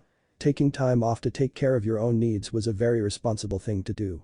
That's all he was doing, taking some time to collect himself. He most certainly wasn't trying to postpone the inevitable discussion he would have to have with Sakura later. Nope, not at all. Sasuke was growing impatient. He had been promised power, training, techniques, and knowledge. He had assumed he would be taking up a place as Orochimaru's apprentice, or at least one of his top pupils. Instead, he was treated even more delicately than he had been while in Konoha. It was like all of these Odo ninjas had been told that he was Orochimaru's prize chihuahua that also just so happened to be made out of equal parts glass and pressure-sensitive gunpowder. He hadn't even seen Orochimaru yet, having been told he had been previously engaged before Sasuke could show up. Whatever the hell that meant. The Odo base he was located in was rather large, especially considering it wasn't even part of Itagakure proper. In fact, it was a bit north of Itagakure. Meaning, he had been ushered past where Orochimaru was currently located so that he could wait in a base while the Snake Sannin finished whatever business was keeping him. The layout of the base was a simple cross shape that was nestled against a mountain, with the northern tip of the cross going into the mountain. He had been given free rein over the entirety of the eastern and southern wings of the complex. There was plenty to do. A sizable cafeteria for him to eat at. Several libraries filled with everything from historical manuscripts to the fundamentals of chakra theory. There was even a training ground for him to practice in. If he had wanted public libraries and empty training grounds, he could have stayed in Konoha. He didn't betray his home and brutally murder the closest thing he could call a friend just for a change of scenery. He was tempted to test the Mangekyo, but didn't dare use it without good cause. After unlocking the Mangekyo Sharingan, a sort of instinctual knowledge on what he could do with it had entered his mind. Along with the risks associated. Suddenly, he knew that with Kagetsuchi in his right eye, he could manipulate and even extinguish the flames of the Amaterasu that came from his left eye. With the Mangekyo active in both eyes, he could create the chakra manifestation Susanoo. It would be weak at first, but would grow stronger the longer he had these eyes. He also knew that with every use of a Mangekyo technique, his eyesight would deteriorate until he eventually went blind. The idea that the use of the Mangekyo would inevitably leave him permanently blinded was worrying. He had to ration his use of it as much as possible, use it only as an absolute last resort. He needed to postpone the loss of his eyesight. At least until he could kill Itachi. The sensation of wind blowing past his bare forehead felt strange. Naruto had worn his hit eye aid almost constantly after Iruka had given it to him. Running outside without it, he almost felt more naked than if he had been wearing nothing at all. He would have to find something to put on his forehead. Oh, what if he got one with horns like Jiraiya had? That'd be so sweet. Except instead of the word oil on the front he would put something super cool. He didn't know what it was gonna be yet, but he knew it was gonna be awesome. He was making good time, not that he was trying that hard. He highly doubted anyone would try to track down someone they had buried. His grave had been recently dug, so no one should notice that a bit of dirt was out of place. Of course, he had left his old hit eye there like an idiot. It had seemed like the right idea at the time. He wasn't planning on staying in the land of fire, and he didn't want anyone to start asking questions about the lone Konoha ninja wandering around. Looking back though, he should have done something other than leave the thing on the ground. Maybe he should have buried it. That sounded like a symbolic type thing to do. He would have just had to think of what it symbolized later. Naruto's introspection was cut short however when a branch broke under his weight. Shit. He cursed before righting himself instinctively. Landing on the mucky soil beneath the canopy. The trees had begun to thin out a few miles back and he had to make riskier and riskier jumps in order to stay off the forest floor. He would have to travel on the ground for now. It was a little slower, but not a big deal. A slight growl emanated from Naruto's stomach as he resumed his run. He hadn't eaten anything since before he left to get Sasuke and no one had thought to pack a bento for his trip to the grave. Slowing to a stop, Naruto rummaged around his pockets. His jacket was empty, whoever swapped his old one out, having neglected to replace any gear. His pants were a similar situation. Although he hoped no one had changed those while he was unconscious. He still had 4 kunai in his pouch, about a dozen shuriken, and a few yards of ninja wire. He may be hungry, alone, and penniless, but he was a ninja, dang it. He would use what little gear he had to trap a mighty beast that would feed him for days. Future generations would tell the tale of Uzumaki Naruto, the great hunter. Naruto's stomach growled again, this time much louder. I could really go for some ramen right about now. He mumbled to himself as he began setting his snares. Sakura rolled around on her bed. Her parents were both out on missions for a while, so she had no reason to try to act normal today. Ino had come by earlier in the week and talked to her for a while. Saying things about how stupid they were for letting Sasuke get between them, how they were still best friends and Sakura could go to her for anything. Generic "I'm sorry your world fell apart" nonsense. She had heard many such speeches since Naruto died. Various friends and family that told her to stay strong, that she could make it through this, etc. etc. How had no one seen what she had done? She had killed him, she had killed Naruto the hero. She was just as much to blame for his death as Sasuke, if not more so. She had been so stupid, so childish. All she had cared about was getting her crush back, regardless of the threat to her teammate. Her teammate that had secretly been protecting her from a threat so large that even the fourth Hokage couldn't destroy it. The revelation that Naruto had been carrying the Kyuubi inside him since birth shed a new light on every interaction they shared. He had held that hidden pain with joy as he declared that he wanted to become Hokage. Saving thousands of lives every day with his mere existence wasn't enough for him, he wanted to save even more. He held a power that could destroy entire nations and found pleasure in the simple joy of eating cheap ramen and pulling harmless pranks. If he had revealed his pedigree and duty as Jinchuriki, he would have had full-grown women fawning over him. Instead, he had sent love letters to an erotic flat-chested idiot with a large forehead because she had been nice to him once. How had she gotten everything so backwards? Sakura sat up in bed when she heard a knock at the door. This couldn't be right. Her parents weren't supposed to be back for days, and she had made plenty of excuses to keep other guests away. Part of her didn't want to answer the door, to pretend that she hadn't heard anything and go back to her moping. Another knock on the door told her that hiding wasn't an option. With great effort she managed to pull herself out of bed and put some clothes on that looked halfway decent. Taking her time to walk down the stairs, she ran her fingers through her hair. It was tangled and slightly greasy, she hadn't showered in a day or two. Brushing her hair with her fingers to look at least halfway presentable, she opened the door. Cocking her head to the side, she saw the tall lanky figure of her old sensei. "Kakashi-san?" she asked, dropping the sensei for a san, assuming Team 7 had been dissolved after the other two-thirds were dead or gone. What was Kakashi doing here? Unless he was here to give her paperwork on when she would be reassigned. Although that didn't seem right. Why get a jounin to deliver paperwork? Sakura frowned. There was no way she could handle being placed on another team. It felt like a betrayal to Naruto, and oddly enough to that bastard Sasuke as well. She would have to resign. She could guilt-trip Ino into giving her a job at her family's flower shop and live out the rest of her life as a civilian. The only reason she had tried so hard to become a Kunoichi to begin with was to get closer to Sasuke, and now the idea of being close to him wasn't very appealing. Kakashi looked Sakura up and down. She was a bit of a mess, but he had actually been expecting worse. He would still have his work cut out for him though. Squatting down to her level, he placed a hand on her shoulder and gave her the most sincere eye smile he could. Reaching into his pocket with his spare hand, Kakashi pulled out a single bell and held it out for Sakura to take. Reaching her hand out, she took it. "Meet me at Training Ground 3 tomorrow at 8 a.m. I won't be late. We can talk more then," he whispered before standing and walking away. Naruto sat back and picked the last bit of meat off the bone of his freshly cooked squirrel. He had been hoping for a rabbit or two, but this would suffice. After setting a few snares, he only managed to catch a single squirrel, and the thing had thrashed around, tangling his ninja wire beyond hope. He still had about 2 yards worth of the stuff, but he would have to get to civilization soon. Although, the question remained of how he would make money once he got there. He highly doubted that the land of hot springs would accept a lone, villageless genin to contract their missions out to. Unless he got extremely lucky, there was no hope in him finding a stable living situation in hot springs. Even the smaller nations weren't exactly keen on taking in and training mysterious children that refused to answer questions on why they were there. What would he say? "I ran away from my village because they all think I'm dead. I'm too scared to go back and let everyone know that I failed what was probably my most important mission of my life. Oh yeah, and it turns out my dad was the fourth Hokage, and now everyone knows I have a demon inside me. A demon that would like nothing more than to be let out and eat every one of us. Oh yeah, that'd turn out just swell." Throwing the last of the bones into the fire, Naruto wiped the grease off his lips. Squirrel tasted fine, but he wished there was more of it. A single squirrel wasn't exactly capable of filling him up. He was a growing boy and needed his protein.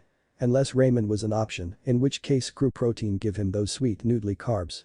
Taking his jacket off, Naruto bunched it up into a makeshift pillow and leaned back on it as the fire began to dwindle. Tomorrow was a new day, and he really hoped it would be better than the last. True to his word, Kakashi had arrived on time to the meeting spot. 8 a.m. sharp. Strangely, at least to him, it was Sakura that was late, around 15 minutes so. Kakashi decided not to bring it up. Although, Sakura did look a little shocked when she saw that Kakashi was waiting on her. "Good morning," Kakashi greeted, forcing a smile on behind his mask. Sakura had made herself much more presentable compared to yesterday. "I have plenty of ideas for your training, but first I want to test your abilities and how you've improved since the Chunin exam," he explained, jumping off of the post he had been waiting on. "Do you still have the bell I gave you yesterday?" Sakura nodded and dug the little bell out of her pocket, holding it in her hand. "Kakashi-san," Sakura paused, not sure how he would respond to her next words. "I appreciate you deciding to continue training me, but I don't believe that will be necessary. After thinking about it more last night, I've decided to resign. I've decided that being a ninja isn't for me." "No," Kakashi said. Direct and serious. His smile dropping. "As your Jounin sensei, all resignation requests must first be approved by me before being further approved by the Hokage. I refuse your— "What?" "Kakashi-san." "Kakashi sensei." The Jounin corrected. "I'm not cut out to be a ninja," she continued, heedless of his interruption. "I'm just a genin, and I've already killed one teammate and driven another to treason. I'm great at paperwork, but I can't handle being a kunoichi." Kakashi cocked his head to the side. "It was amazing how the world appeared to revolve around you when you were younger. Do you really believe that? That you're the sole reason Sasuke betrayed the village or that Naruto went after him?" he asked rhetorically. "Sasuke has been fighting his demons since his family was killed. No actions you did or didn't take would have changed that. Besides, my teammate annoyed me isn't a viable excuse for treason and murder." Sakura frowned at that.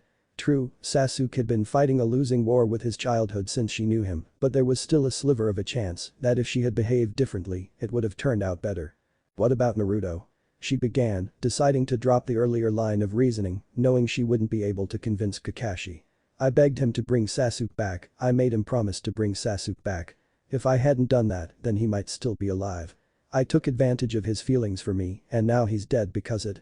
"Do you honestly believe that Naruto wouldn't have gone after Sasuke if he hadn't promised to bring Sasuke back?" "Yes, keeping his promises was a major part of Naruto's nindo, but he saw Sasuke as a brother, you couldn't have stopped him from going after Sasuke if you tried," Kakashi explained before stepping forward and placing a comforting hand on Sakura's head. "Sakura, I'm not going to lie and pretend that you can go back to the way things were before Sasuke left. You're a new person now, your experiences have shaped you. Every day we wake up a different person than the one we were before we went to sleep. If you truly want to honor Naruto's memory, then take the pain you felt and make it a part of you. Use it to drive yourself to be a new, better Sakura. Will you let Naruto's death mean nothing? Just a footnote in a history book? Or will you grow and carry his dreams for him?" Sakura was fighting back tears, but she could feel her resolve grow to match them. Her burden was still heavy. She would bear it. She would kill her old self. The weak love-struck child that thought about nothing but boys and popularity. She would rise anew with the sun and face her challenges head-on. To do anything less would be to disgrace Naruto's memory. It would make Sasuke write about Konoha. It would make Sasuke write about her. Her head hurt. She had been whipping back and forth between extreme emotions since Sasuke left, and it seemed like only now was she finding a reasonable place to settle in the middle. "So, now that you're a new person, I think a new introduction is in order."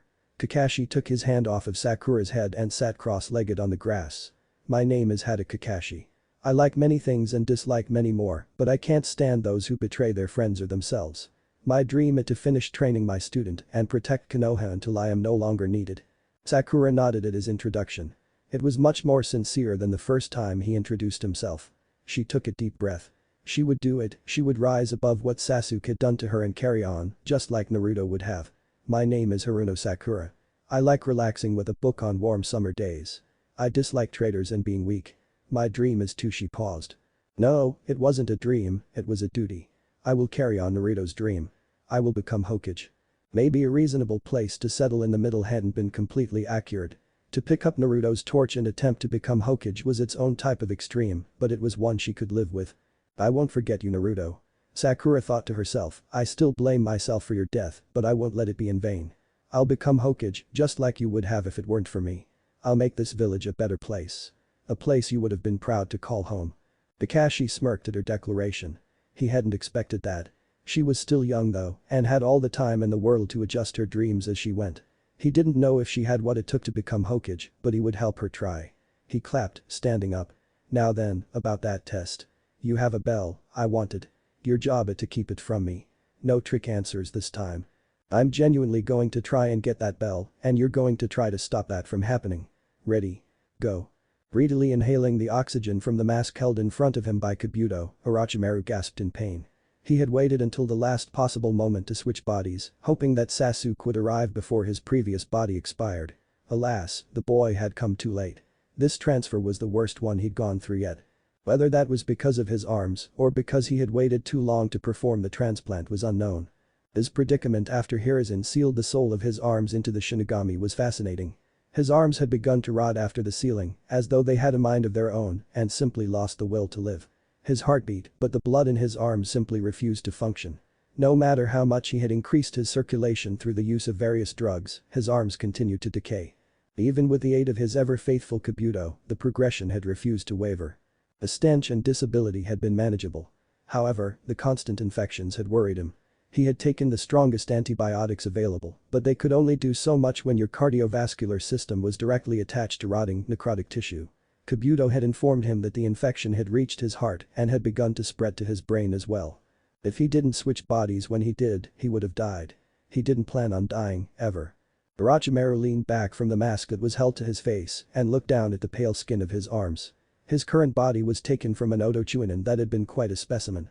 She had dedicated herself fully to the art of Genjutsu, spending little effort to work and grow her chakra network.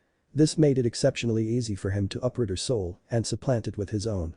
It also meant that the usual physical augmentations he applied to his hosts had been even more effective than usual.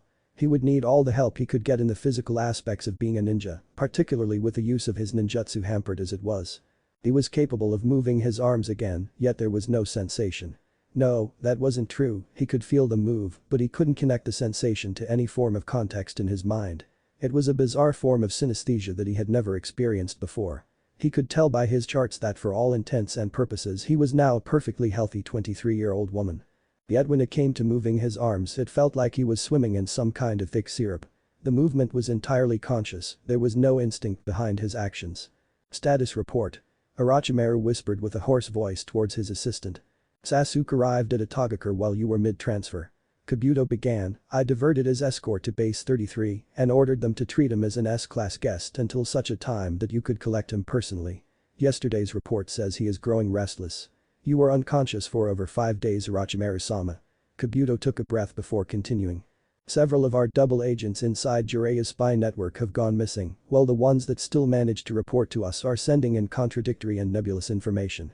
We are unaware if they are compromised as well or if Jireya is feeding false information to all his agents as chaff in an attempt to disorient the entire system. Kabuto paused after his report. There was also a bit of information I picked up when conversing with Uchiha-san's escort.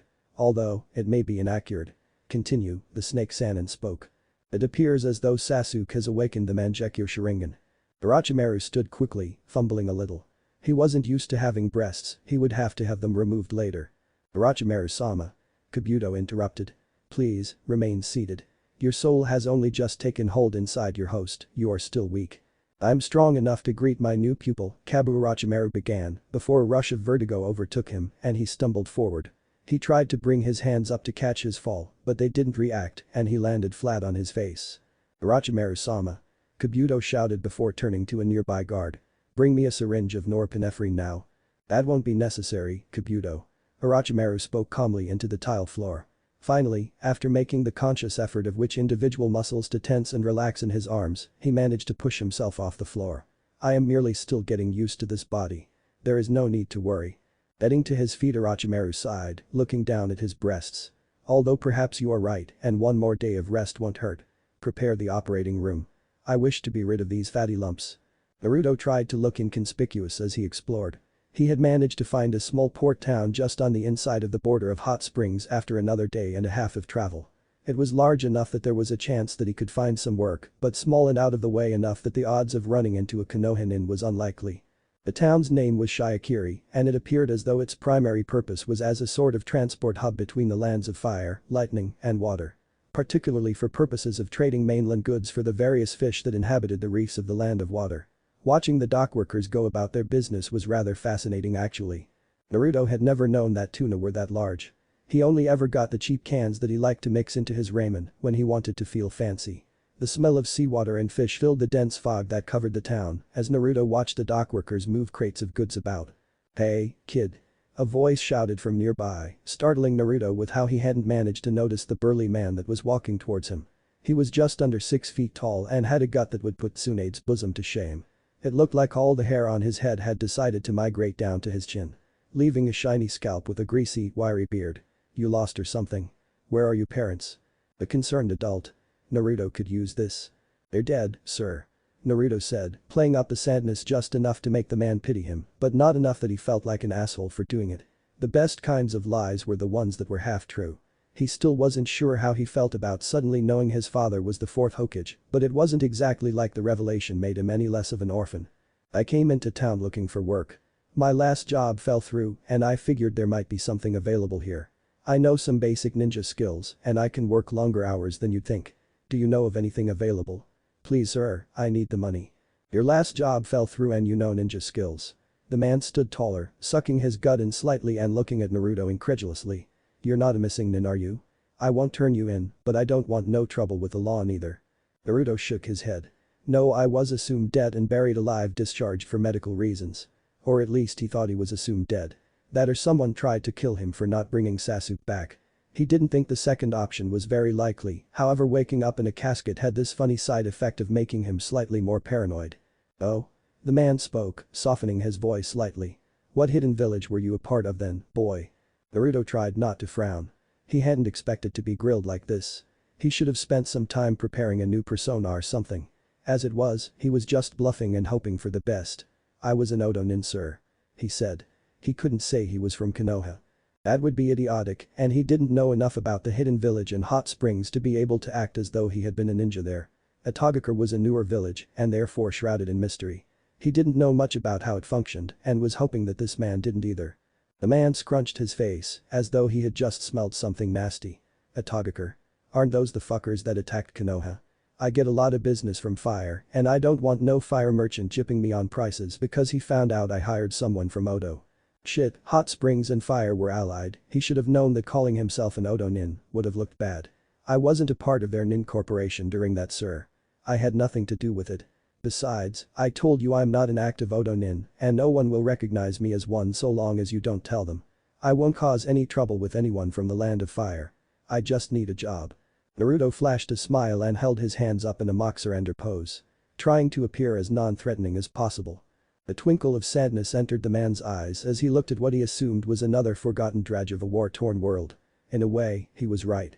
"What's your name, boy?" he asked. "You didn't think of a name?" Naruto internally screamed.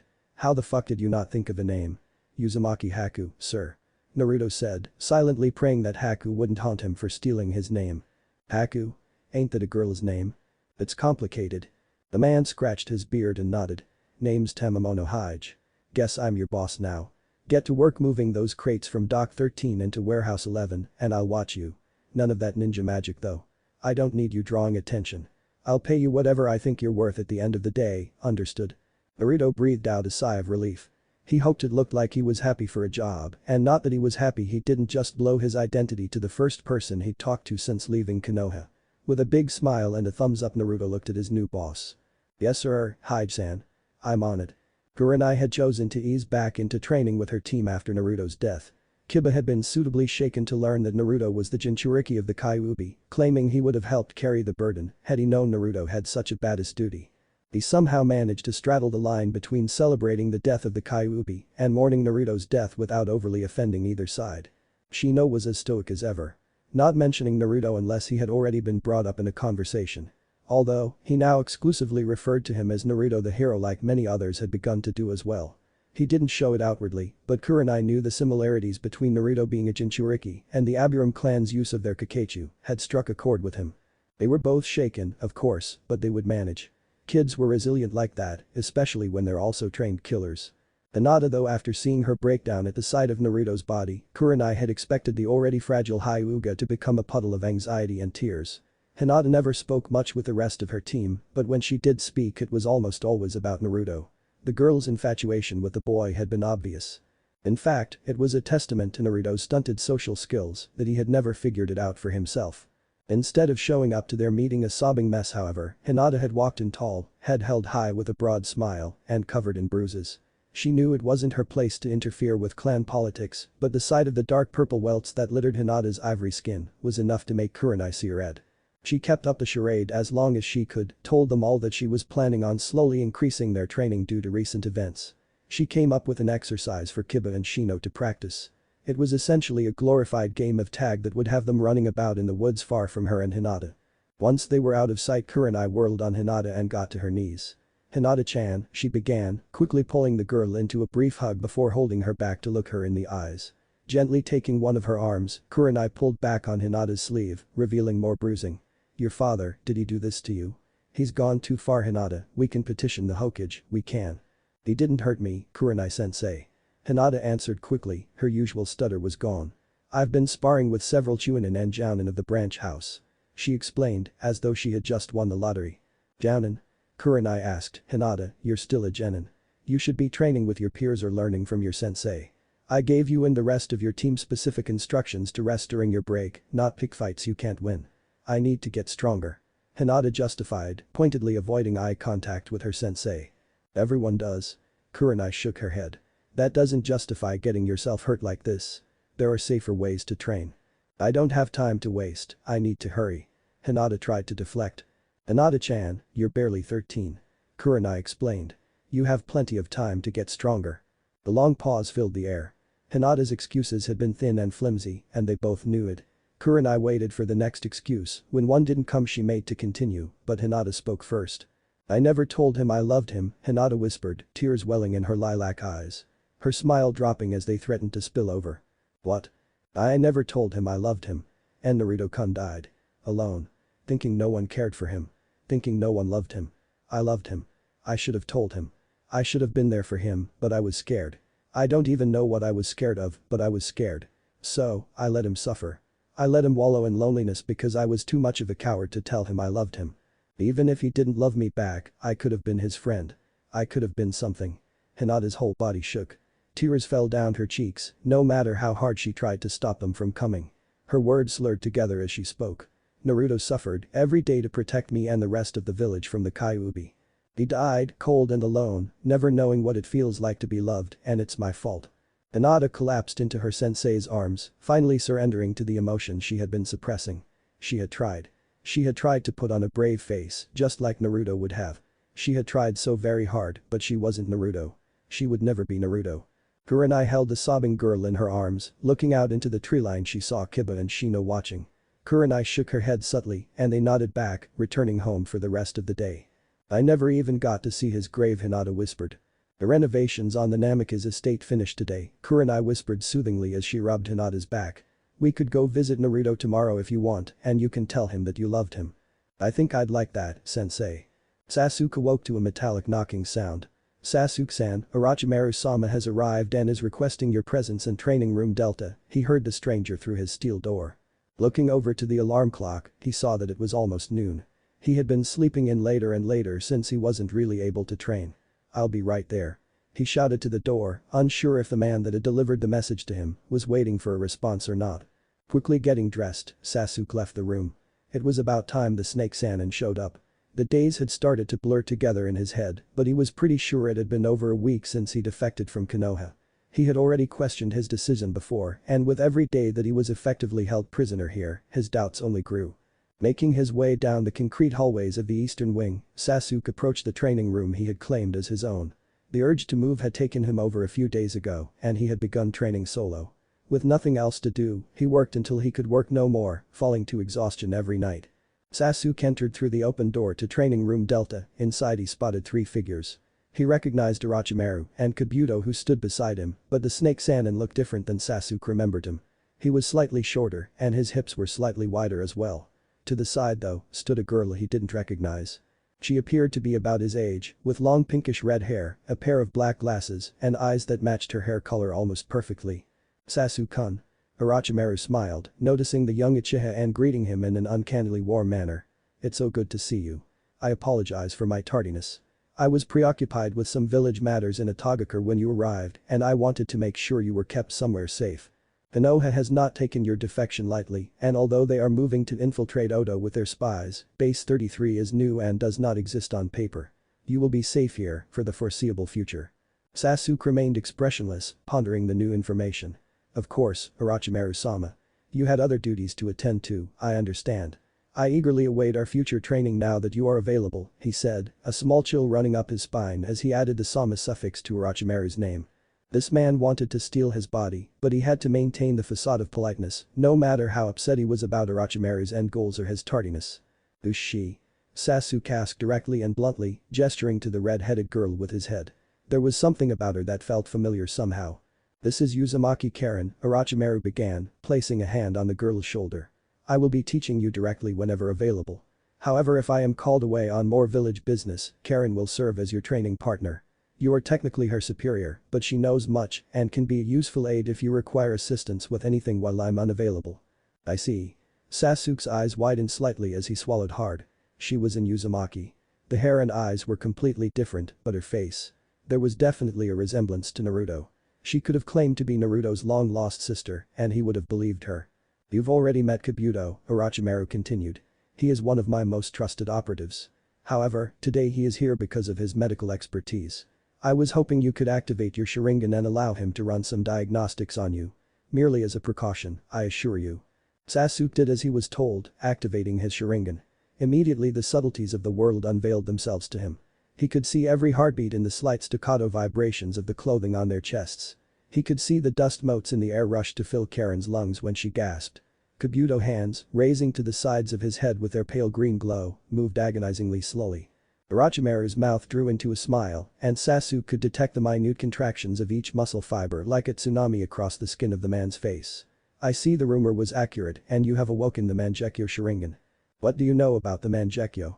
Sasuke asked as Kabuto's chakra-infused hands rested against his temples. Only that it is the ultimate evolution of the Sharingan and that its continued use will cause blindness in the wielder. I know also that it gives you access to the Tsukiyomi, Amaterasu, and your Susanoo. Not Tsukiyomi, Sasuke corrected as Kabuto took his hands away. Each Mangekyo is unique. I can create unquenchable flames with Amaterasu, like Itachi, but I can also extinguish them with Kagetsuchi. I see, so the name Amaterasu refers to the technique used to create the flames, not the flames themselves. Interesting. Orochimaru spoke ponderously as Sasuke deactivated his eyes. You know much about your new abilities even though I received no news of you using them yet. How is that?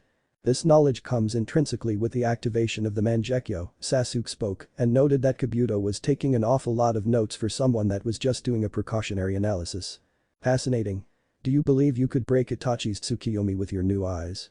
Orochimaru asked, the faintest hint of excitement crossing into his voice. I know it's possible now, but whether or not I currently have the strength to do so I can't say.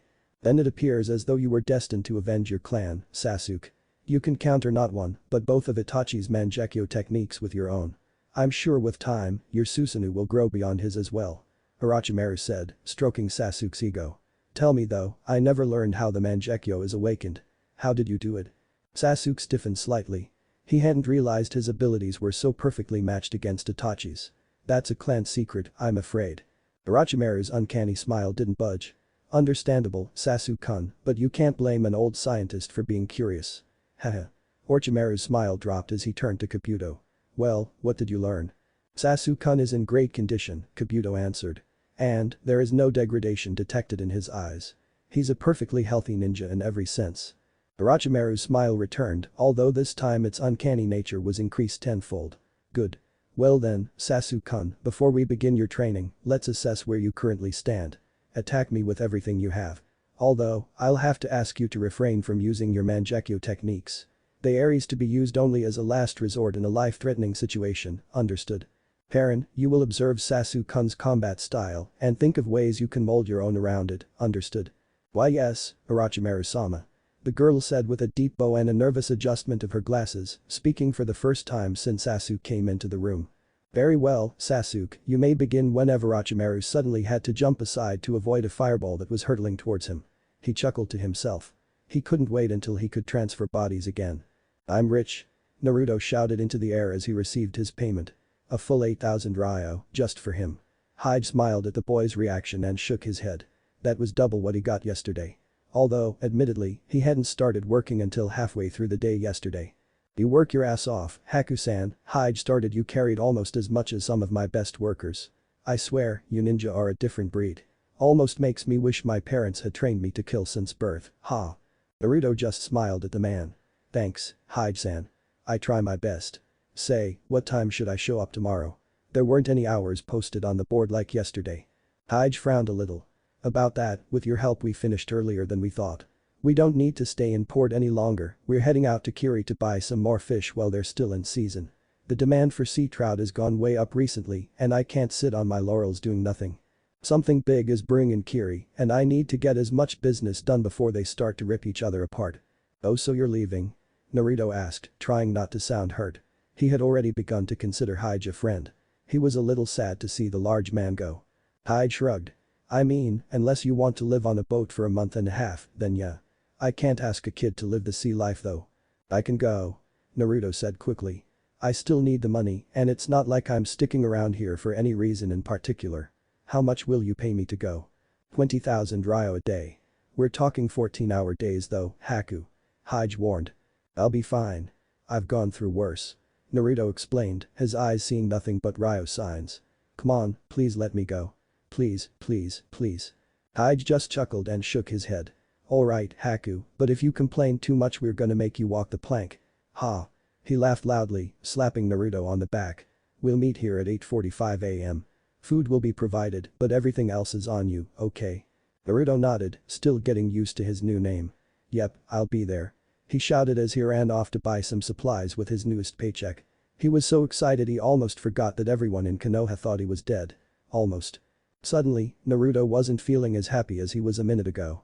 He didn't feel particularly bad, but something told him he shouldn't be so happy. Naruto shook his head to clear his thoughts.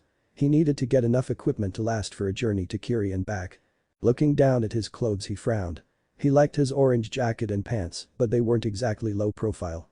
He also needed more kunai, shuriken, ninja wire, and other stuff. Naruto walked into the market district and looked around to see if there were any ninja supply stores. They were littered all over Konoha, but he couldn't manage to find one here. Although, he supposed that made sense. Konoha was a village specifically for ninja, while Shiokiri was a port town. He spotted a man wearing a hit I-8 bearing the symbol of Uzushiogakure and decided to ask him for directions. Hey, ninja-san, can I ask you a question? Naruto asked, waving the man down. I'm pretty sure you just did. Haha.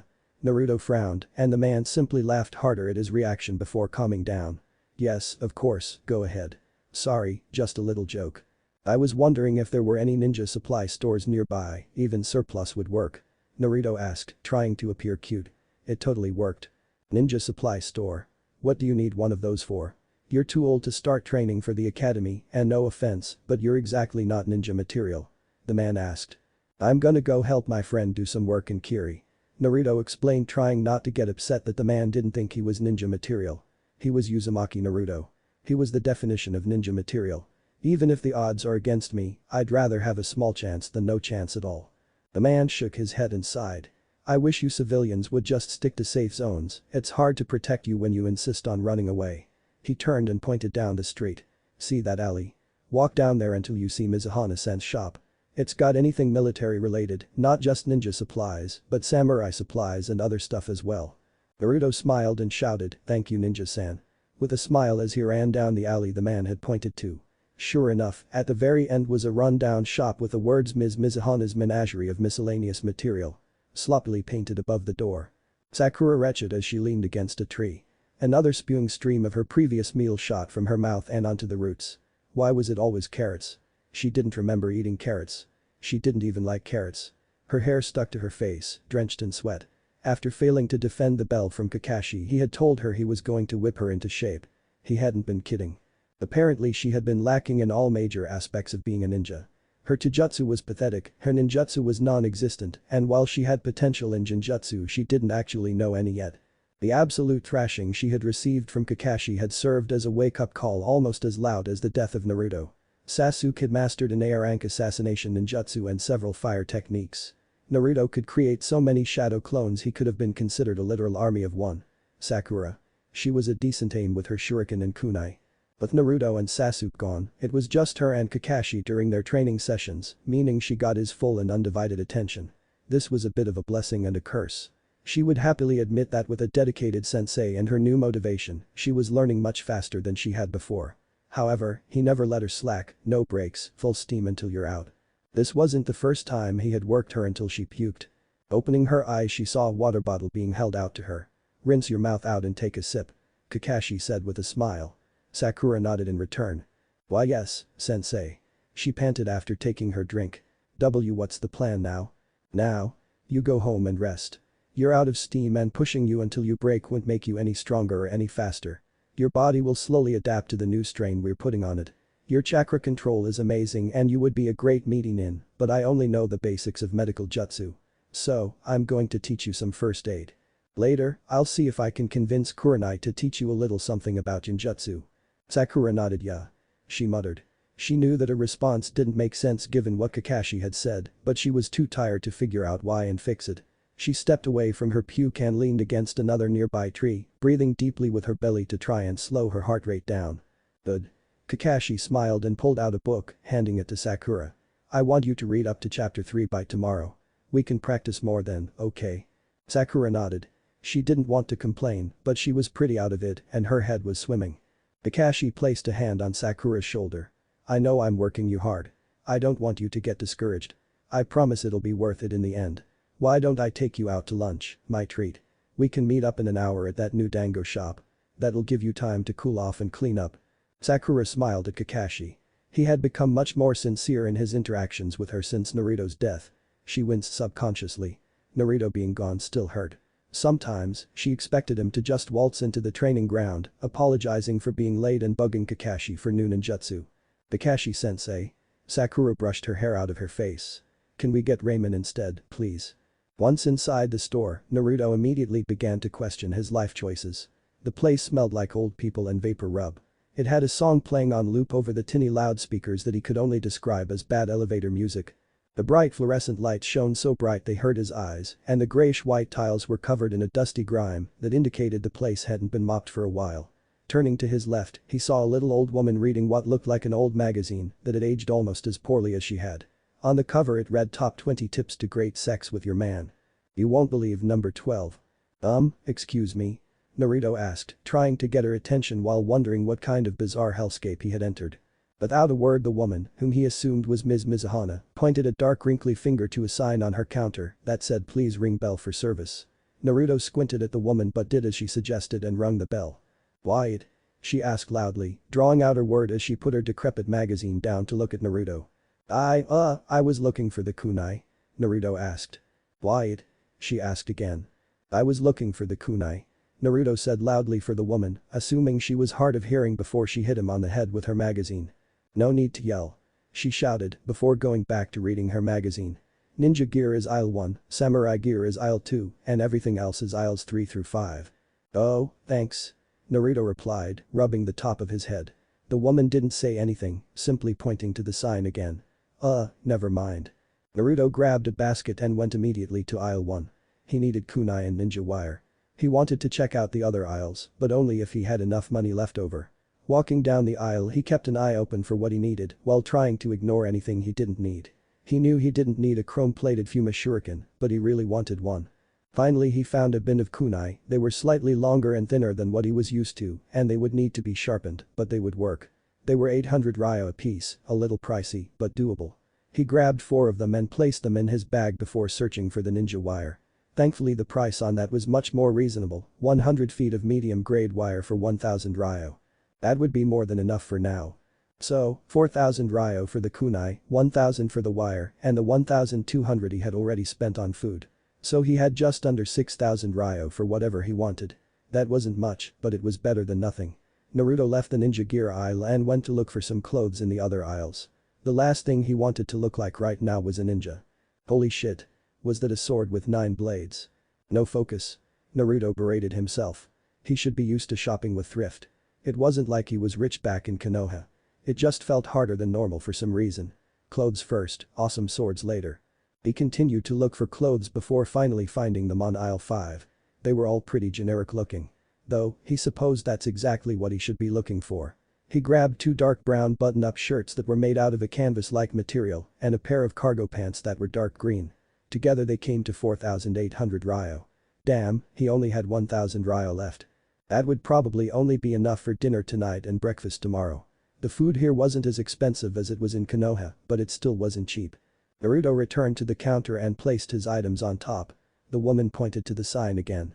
Sighing loudly, he rang the bell. What? Then we skip this and you can just check me out. Naruto said, cutting the interaction short. Ms. Mizuhana frowned. Kids these days, all business, not letting their elders have any fun. She grumbled as she checked him out. After paying, Naruto got out of the shop and out of town as quickly as possible. Once he arrived at his base camp outside of town, he quickly took his jacket off and tossed it aside. He rubbed his chest subconsciously. It didn't hurt and the weird bendy rib sensation had gone away, but he still found himself rubbing it occasionally just to check and make sure it was still there. His camp consisted of a fire pit, a small pile of squirrel bones, and some wrappers from the food he got the other day. It wasn't much, but he would rather sleep under the trees than on the streets. Changing quickly into his new clothes, Naruto lamented to realize he forgot to buy underwear. He would have to manage somehow until he got back from his trip to Kiri, however, he couldn't afford breakfast and clean underpants. Hinata shook as she around at the Namika's house. The home had been converted into a sort of miniature museum. The main floor was dedicated to the yondaime and his wife, while the top floor was filled with information on Naruto. Hinata held great respect for the fourth Hokage, but she went straight to the top floor. There were several plaques with small snippets of information hanging on the walls. Below them were pictures of Naruto or pieces of something he owned. Hinata began at the first plaque.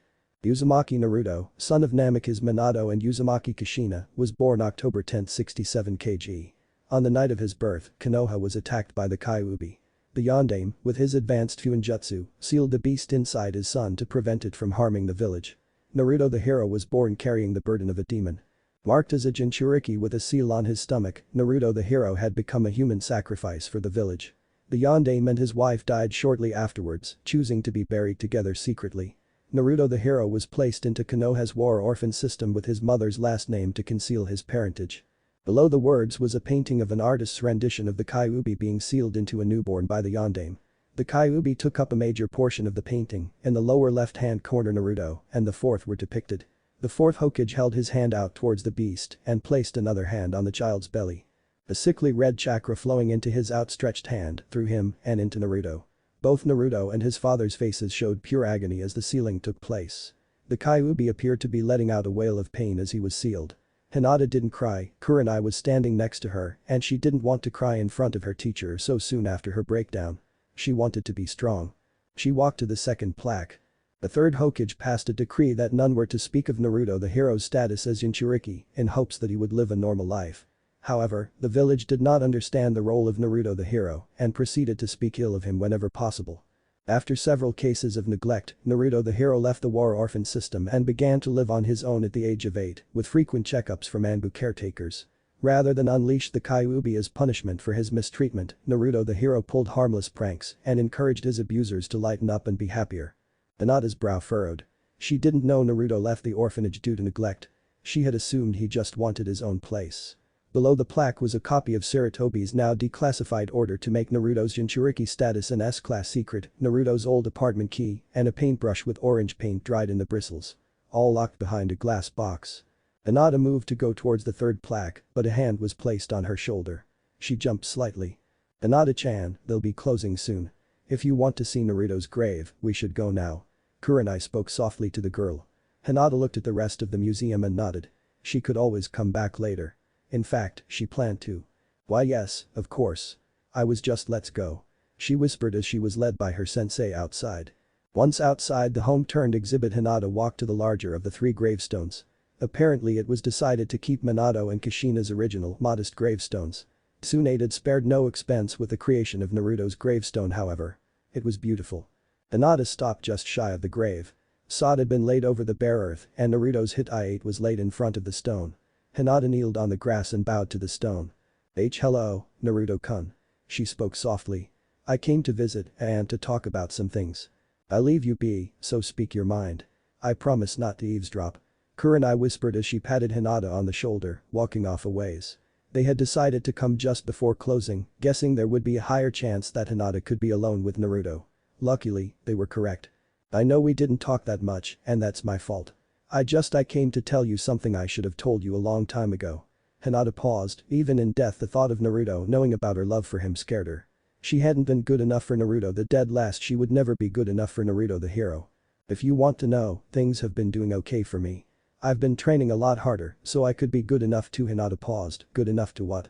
She didn't know what she wanted, but she knew she wasn't good enough to get it. It's hard though, with you gone. I used to follow you around, did you know that? I'd watch you pull your pranks, I'd watch you laugh off all your mistakes, and it made me happy. It made me happy to know that, even though someone was in a bad situation, they could choose to be happy. I always wanted to be like that, to be like you. Hinata froze, no more wasting time, she had stalled in the museum, and she was stalling now, she had to tell him. I love you, Naruto. Even though you're gone now, I still do. I think about you all the time.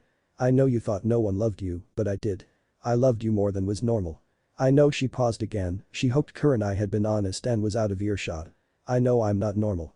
Normal people don't stalk their crush. I'm not just in love with you, Naruto. I don't just have love for you. I am love for you. Somehow, somewhere, I broke and I filled the cracks with you. I put the pieces back together with glue made out of Naruto, keeping it from falling apart. I should have told you, Naruto, I would have done anything for you. I could have made your life easier. I could have made the pain more bearable. I'm sorry. Hinata wiped tears out of her eyes. Naruto wouldn't have wanted her to cry. She reached out and took his hit I-8. Holding it in her hand, she looked down at it. She held it to her face and inhaled. It still smelled like him. Like ramen, sweat, sunshine, and smiles. Wait, wasn't Naruto buried with his hit I-8? How did it get here? Why was it out here and not in the exhibit? It was his, right? Quickly pulling it away from her nose, she looked between the cloth and the metal plate. Yeah, an Ichiraku ramen coupon. She had watched him use it multiple times. This was his, but how did it end up here? The whisper of a thought crossed Hinata's mind. What if? She had to check, she didn't want to. It was wrong. She wanted to remember Naruto as the smiling boy, not a decaying corpse. She had to check though. She had to. Hinata activated her Byakugan. It couldn't see as far into the earth as it could normally, but it could see far enough.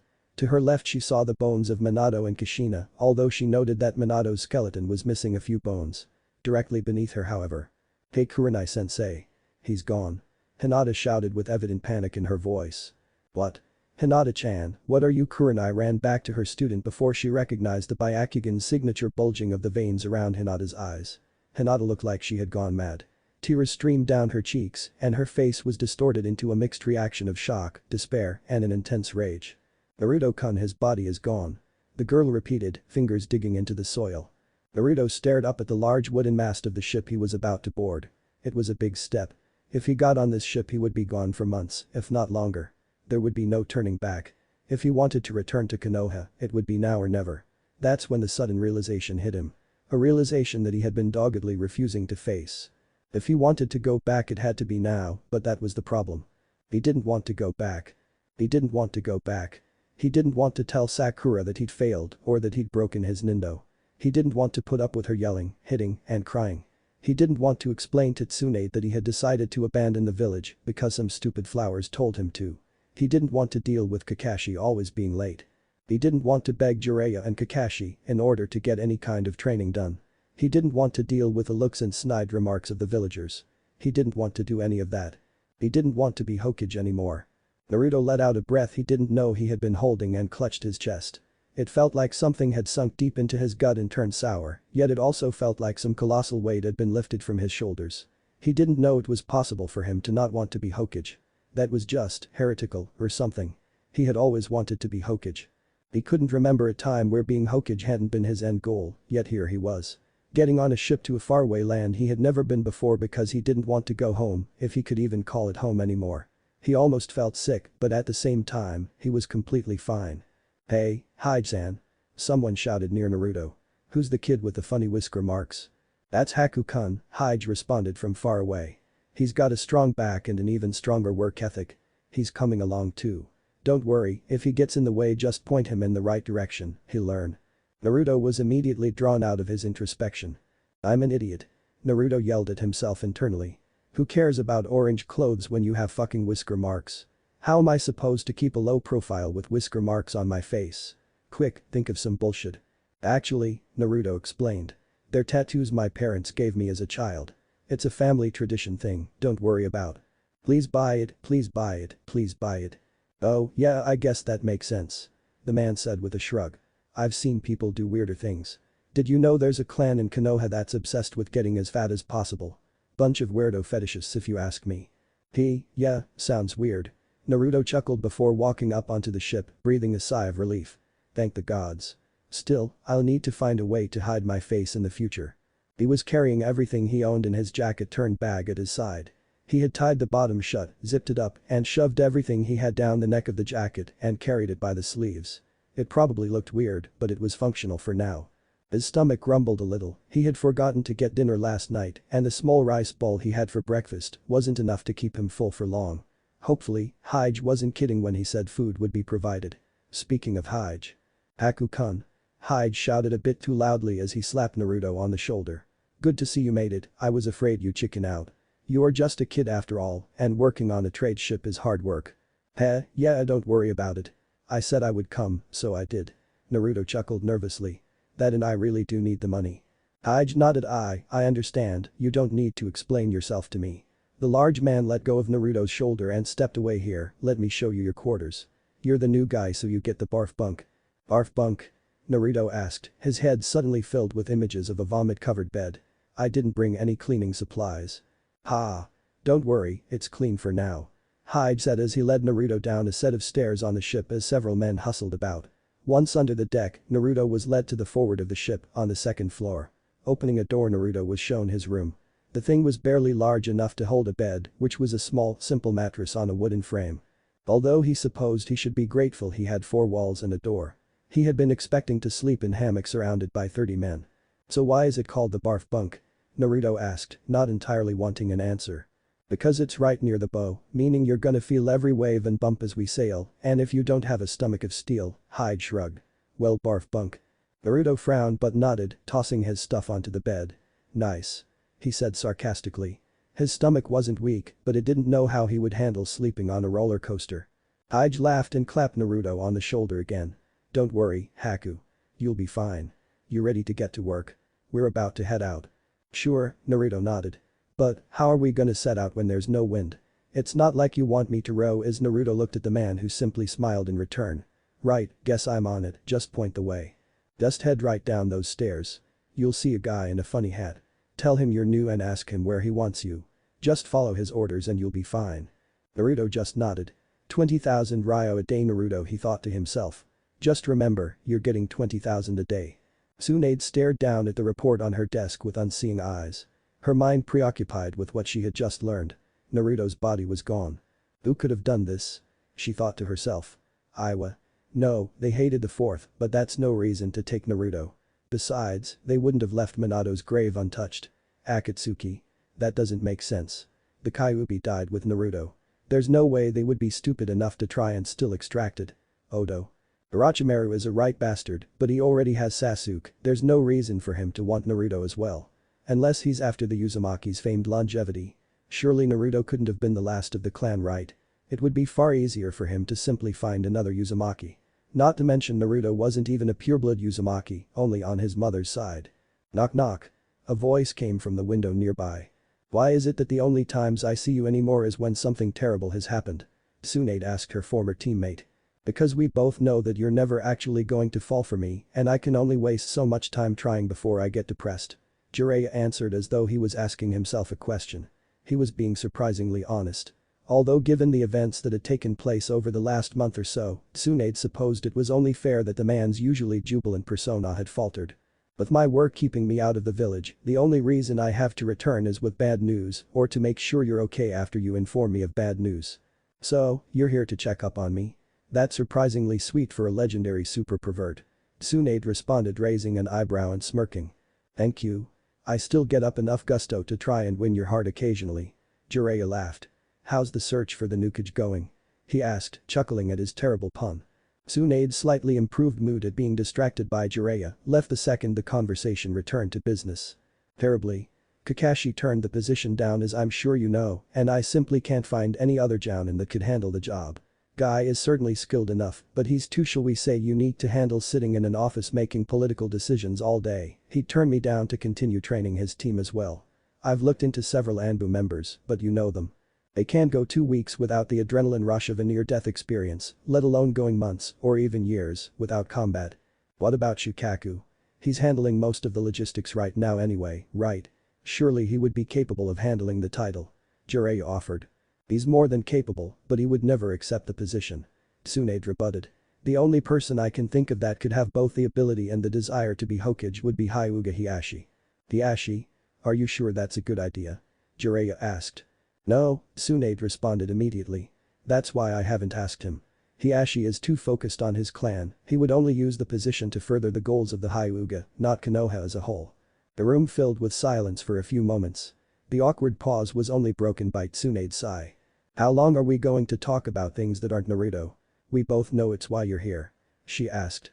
I haven't thought of a single plausible theory, and Kakashi's tracker hounds haven't managed to pick up even a hint of a trail of the grave robbers. It's like they were never even there. All I know is what was in the message you sent me. Who found out he was gone? Give me a timeline. The Hyuga by the name of Hinata discovered he was missing last evening. She found Naruto's hit-eye at his grave and realized that it shouldn't be there since he was buried with it. Using the Byakugan she discovered the absence of his body. Another Hyuga was brought in to confirm that the body was gone, and he did so. Naruto's hit-eye has been confiscated and now you know just as much as I do. Why leave the hit-eye behind?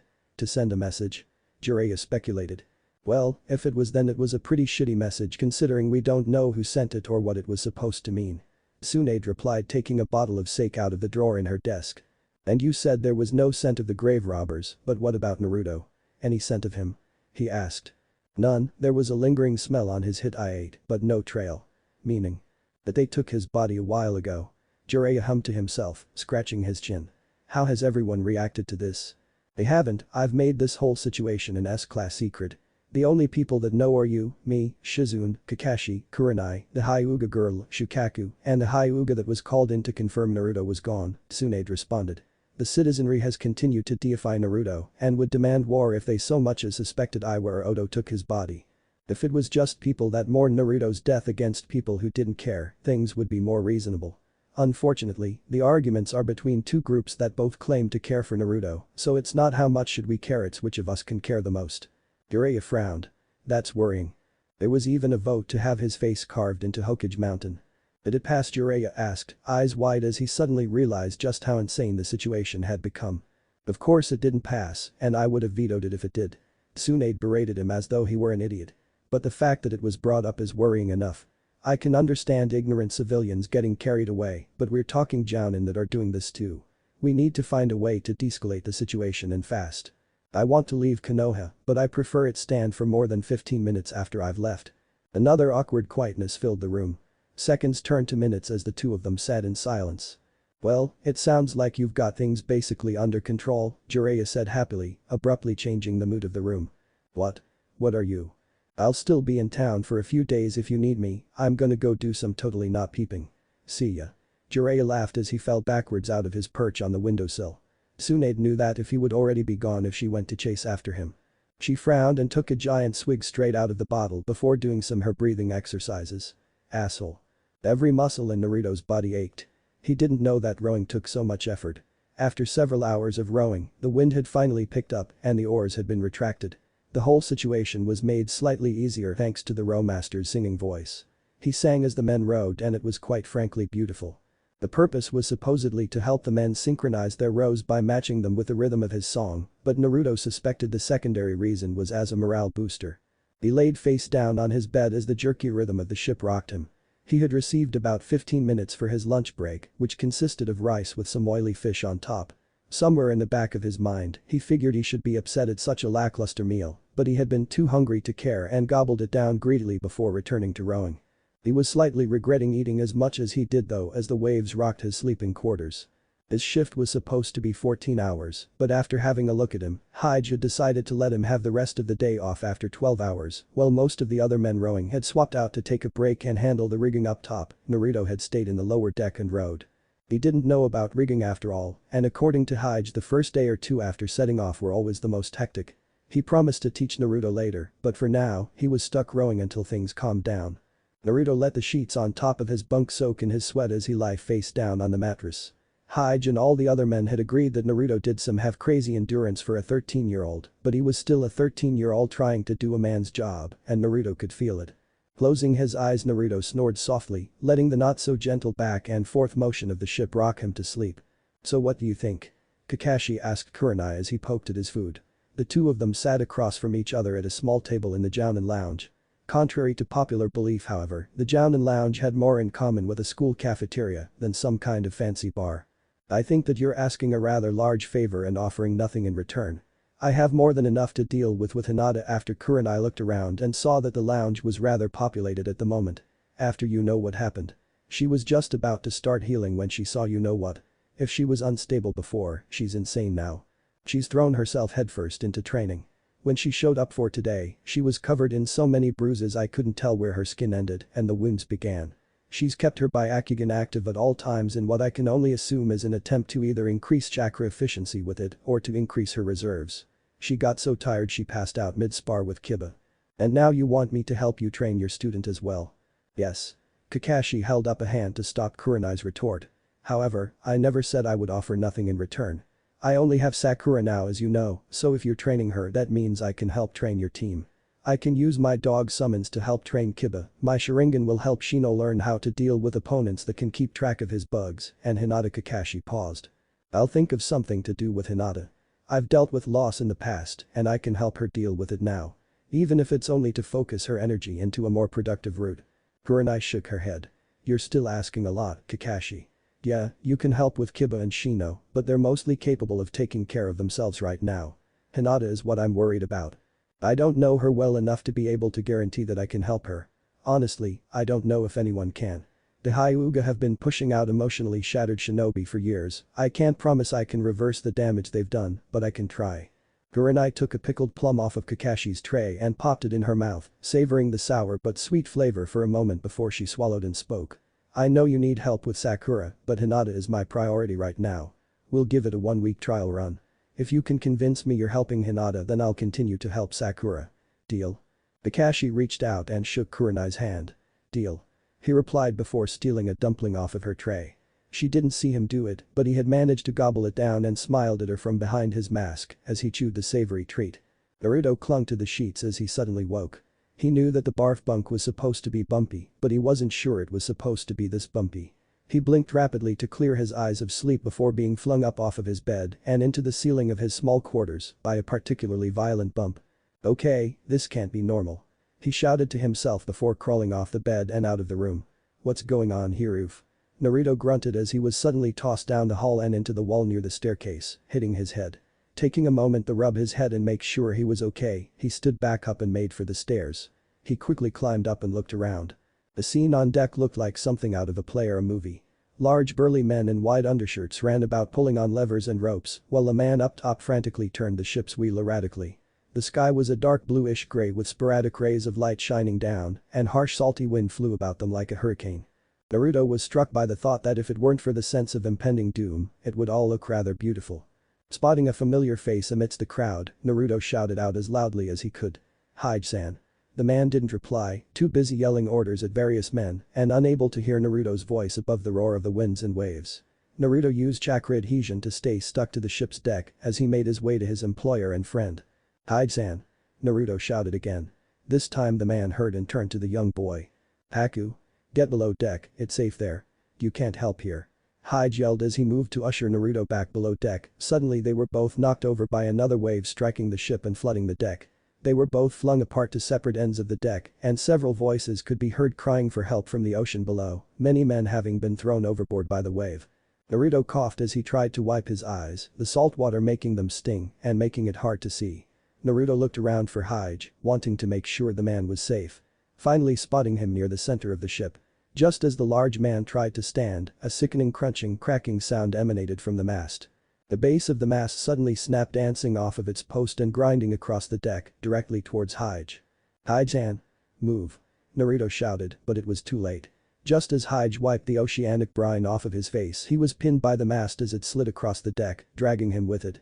Naruto's eyes widened in horror as he watched the closest thing he could call a friend slowly crushed into a chunky red paste across the ship's deck.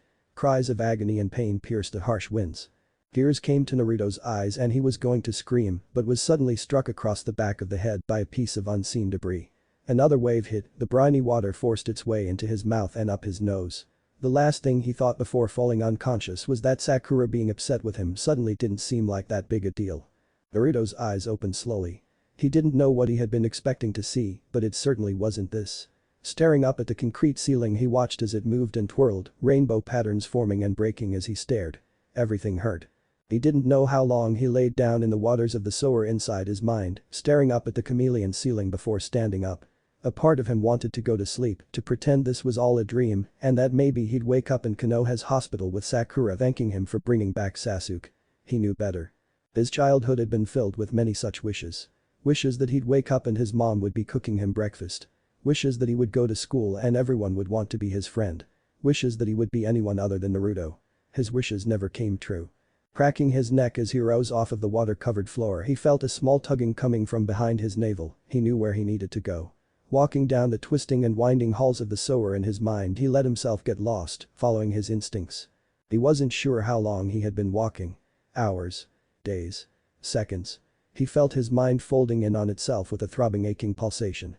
Finally, the tugging led him to a large room, more of an auditorium really. In the middle of the room was a row of thick iron bars. The bars ran infinitely to his left and right and extended infinitely up. Behind them, a large pair of glowing yellow eyes looked down at him. "Well? Are you going to thank me?" A large booming voice resounded from behind the bars. "I don't require much of a reward, just rip this nasty little poster down, it's such an eyesore." The voice said, a colossal claw reaching out from the darkness to tap on a small piece of paper that was keeping two iron bars stuck together. "What?" Naruto asked. He honestly had no idea what was going on. He knew he should be scared. He just wasn't for some reason. "Looks like your most recent bout of brain damage was more serious than I thought." The voice boomed. "I'll tell you what, why don't I help you?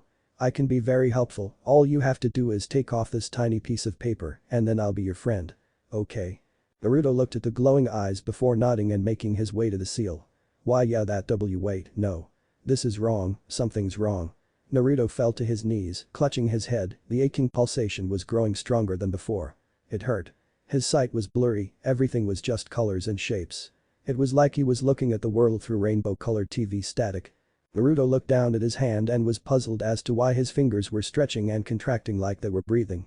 He was pretty sure bones weren't supposed to move like that. "What's wrong?" Naruto asked the glowing eyes. "What's happening to me?" "Part of your visual cortex was damaged, your mind is currently regrowing neurons to fix it. You're gonna be like this for a while." The voice answered, suddenly sounding rather downtrodden. The glowing eyes lowered and Naruto could only assume that the beast had lied down. "Visual cortex?" The not-so-booming voice sighed. "The part of your brain that deals with what you see. Don't worry about it, just shut up and wait a few minutes." Naruto swallowed hard and sighed, it wasn't like he had anything better to do. He sat down and closed his eyes, trying not to get too nauseous. "Ack." Sakura grunted as she landed with a thunk against the ground. Her eyes widened as she saw Kakashi darting down towards her from above, his leg extended in a kick. Quickly rolling to the side she jumped up and back, trying to get distance between her and her sensei. "You're too slow, move faster." He shouted as he dashed towards her. High left kick, deflect and counter-attack. He ordered as his foot made its way towards the side of her head. Sakura ducked and punched up at Kakashi's leg, throwing him off balance just as he asked. Using the brief half-second opening she made to punch him in the back before he dodged to the side, gripping her arm and tossing her over his shoulder and back onto the ground. "Never commit to an attack without thinking of an exit strategy," he ordered. "Get back up, you can still fight." Sakura coughed. "I don't think I can. I think I'm done." She gasped as she let the refreshing dew-covered grass cool her off. "Once more, then we can work on your meaty jutsu," he said, kicking her side gently. "Get up." "Why yes sir." Sakura sighed as she got up on wobbly knees. She hated jutsu training. She much preferred regular endurance and strength training. Sure she was more tired after running laps and doing push-ups, but at least she wasn't covered in bruises afterwards. "Good. Now, you're not strong enough to block my attacks, and odds are you never will be. So you need to focus on the deflection and redirection of my momentum. Understood?" He asked. "You're smart Sakura, think of it like a physics problem if you need to." He pointed to his left fist with his right hand. "Object X is moving towards object Y with an inertia of Z, what is the most efficient method of avoiding a collision between objects X and Y?" Without another word Kakashi moved to punch Sakura in the face, reflexively she lifted her arms to block. While she managed to retain her form she was sent flying back again and landed in the nearby river. Kakashi looked at her as she surfaced and gasped for air, shaking his head. Sakura-chan, object Y is you.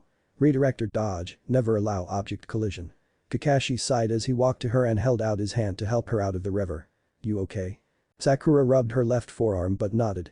Why yeah, I'm fine, just a little beat up. She answered before taking his hand and climbing out of the river.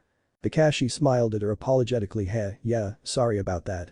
I thought you were going to dodge. He explained, brushing some of the grime off of her as she tried to dry her hair. You ready for medical training? Sakura sighed and looked down. Yeah. She answered. She wanted to say she couldn't, that she was too tired, but she knew that he knew better. She couldn't bring herself to lie to him either. He was trying so hard to make her a better kunoichi. He knew just how far to push her, and a part of her appreciated it. She had already made great progress since Naruto and Sasuke, well since she started training solo. Now then, what chapter are we on again? He asked. We did lacerations last time, right? Yeah, we're on chapter 12 now, arterial bleeding. Sakura frowned, she wasn't looking forward to practicing this. The book suggested testing on a dog. She loved dogs. She hoped Kakashi didn't use one of his summons to test her skills on, she could never live with herself if she killed Pakin or something. So, should we go to the pound or something? Better. She paused, not enjoying the word she was using. Test subject. Kakashi cocked his head and looked at her. What are you talking about? You need to learn about healing arterial bleeding, not get a pet. He said as he took a kunai out of his pouch. Kakashi-sensei, what are you? Sakura began to ask before she saw him roll up a sleeve on his left arm and turning his hand so his palm was facing up. Wait, you're not gonna. Kakashi jabbed the kunai into his forearm and dragged it up towards his elbow. Blood began to spurt wildly. Now then. He smiled up at her, placing the kunai back into his pouch. I'm bleeding out and you're going to stop that. Okay? He asked casually. Kakashi-sensei, what the fuck? Sakura shouted before Kakashi bopped her on the top of her head with his non-bleeding hand. No swearing. He chastised. Now, focus on the don't let your sensei die part please. Taking deep breaths Naruto slowly stood back up and looked around. Everything was still shifting ever so slightly, but at least his head didn't feel like it was simultaneously going to explode and implode. Okay, Naruto said looking at the glowing eyes again. Everything is still wiggly, but at least I can think straight now. That was weird. I can imagine. The Kyuubi said. Now, I would greatly appreciate it if you would wake up and avoid dying again. Again? Did I die in the shipwreck? Is this hell? I'm not gonna be reincarnated as like a mouse or something, am I? No you didn't die in the shipwreck, you died at the hands of the Uchiha boy. If it weren't for me you would have stayed dead too. What? I didn't die, I was buried alive because, Naruto paused. Sasuke wouldn't have actually killed him, right? They were friends, weren't they? Yeah, but what kind of friend betrays you and stabs you in the chest with lightning? Naruto thought to himself. So wait, why did you resurrect me then? Is it because if I die, you die? Naruto asked, still trying to make heads or nine tails of the situation. The glowing eyes narrowed slightly. That has got to be the most idiotic thing I've ever heard. The Kyuubi growled. I am the hate and anger of humanity given form. As long as humanity exists, so too shall I resurrected you because the seal forced me to. I cannot be killed, at least not permanently. Upon your death my soul, if you could call it that, will be sent to purgatory for 9 years while my body reforms. Or, at least it would. Naruto waited for the beast to continue for a moment before prompting him. But your bastard of a father sealed half my soul inside the Shinigami. The Kyuubi roared. I can only form a new body if I die, and I can't fully die if half my soul is stuck, technically alive, inside an eternal being's gut. So even if I die I won't die, I'd be stuck in limbo. So if I died, you wouldn't die, but you'd be, like, mostly dead? Naruto asked. The Kyuubi let out a long-suffering sigh. Sure, I'd be mostly dead. Wait a minute, you knew the fourth Hokage was my dad. Why didn't you tell me? Naruto demanded. Because I hate you. The Kyuubi replied nonchalantly. Well then, Naruto paused, slightly taken aback by the bluntness of his guest. Is there anything else I should know before I wake up stranded in the middle of the ocean? Don't expect any more help from me for a while. That damned seal took a lot out of me, it'll be a while before I'm back in proper condition. How long? Naruto asked. About 3 years. The demon eyes responded. Damn. There was a long pause after that. Naruto stared down at the water-covered floor, thinking. Wait, you said the whole visual context thing was only my most recent bout of brain damage. What did you mean? Naruto asked. It's visual cortex, and it means that this isn't the first time you've had to regrow neurons. The amount of brain damage you received after you died was severe, but nowhere near as bad as it could have been. You're lucky you're in Uzumaki and Jinchuriki or else you'd be brain dead right now. Wait, but Sasuke hit me in the chest, not the head. Naruto corrected. Yes, but the brain needs oxygen, and your heart was destroyed, meaning no blood to your brain. Almost your entire brain had died before I managed to heal your heart and started pumping blood again. Once you crawled out of that box that humans put their dead in and got some air, we started to heal your brain as well. Your DNA holds the code to recreate all your neurons, however, the connects between your neurons are entirely nurture, not nature. So you have the brain of a newborn, but the memories and body of a 13-year-old. You'll need to relearn all your impulse control, planning, how to properly react to stimulus, etc. It's the difference between knowing an equation and knowing when to use it. The Kyuubi yawned and Naruto stared at the monologuing demon, slack-jawed. It's why you imprinted on the fat man like a lost puppy, it's why you had such a hard time ignoring the trash in the old woman's shop, it's why you remembered to get new clothes for a disguise, but forgot that you have whisker marks. Your brain is still trying to figure out how to make connections again. Naruto blinked rapidly. What? The Kyuubi sighed. Okay, I'm bored of you now. Go away. No, wait. I have more questions. Naruto shouted before he felt his body fold in on itself and he popped out of his mindscape. Now alone in his prison, the Kyuubi allowed the shadow he had formed over his body to recede. No longer was he the strong and proud nine-tailed demon fox. His form had diminished. His red fur was mangy and he looked emaciated, his ribs were clearly visible through his skin and fur. His great shame behind him were not his 9 tails, with which he could destroy mountains and cities, but instead, there was a single broken tail. The Kyuubi closed his eyes, trying to sleep. As far as he was concerned, the next 3 years couldn't pass quickly enough. Sakura held an ice pack to her forehead as she walked towards the training ground. She was about 15 minutes late, but she would still be 30 minutes earlier than Kakashi. Her mother had given her some willow bark and chamomile tea last night, and it had really helped soothe her injuries and put her to sleep. Straightening her back to let it pop slightly, she stopped when she saw that someone was waiting for her in the middle of the training field. Hello? She asked the woman, she was pretty sure she knew her from somewhere, but she couldn't quite place where. Can I help you? You're late, the red-eyed woman spoke. It looks like Kakashi's bad habits are rubbing off on you. The woman's voice was just enough to jog Sakura's memory of who she was the sensei of that quiet Hinata girl and the annoying dog boy. Why yeah, sorry about that. It's just that since Kakashi-sensei is always late, it'd kinda be pointless for me to be on time since I'd just wait around all day, you know. Sakura said, subconsciously adding Naruto's old verbal tick to her speech. Not to be rude, but why are you here? Did Kakashi forget to tell you? Kurenai sighed, shaking her head.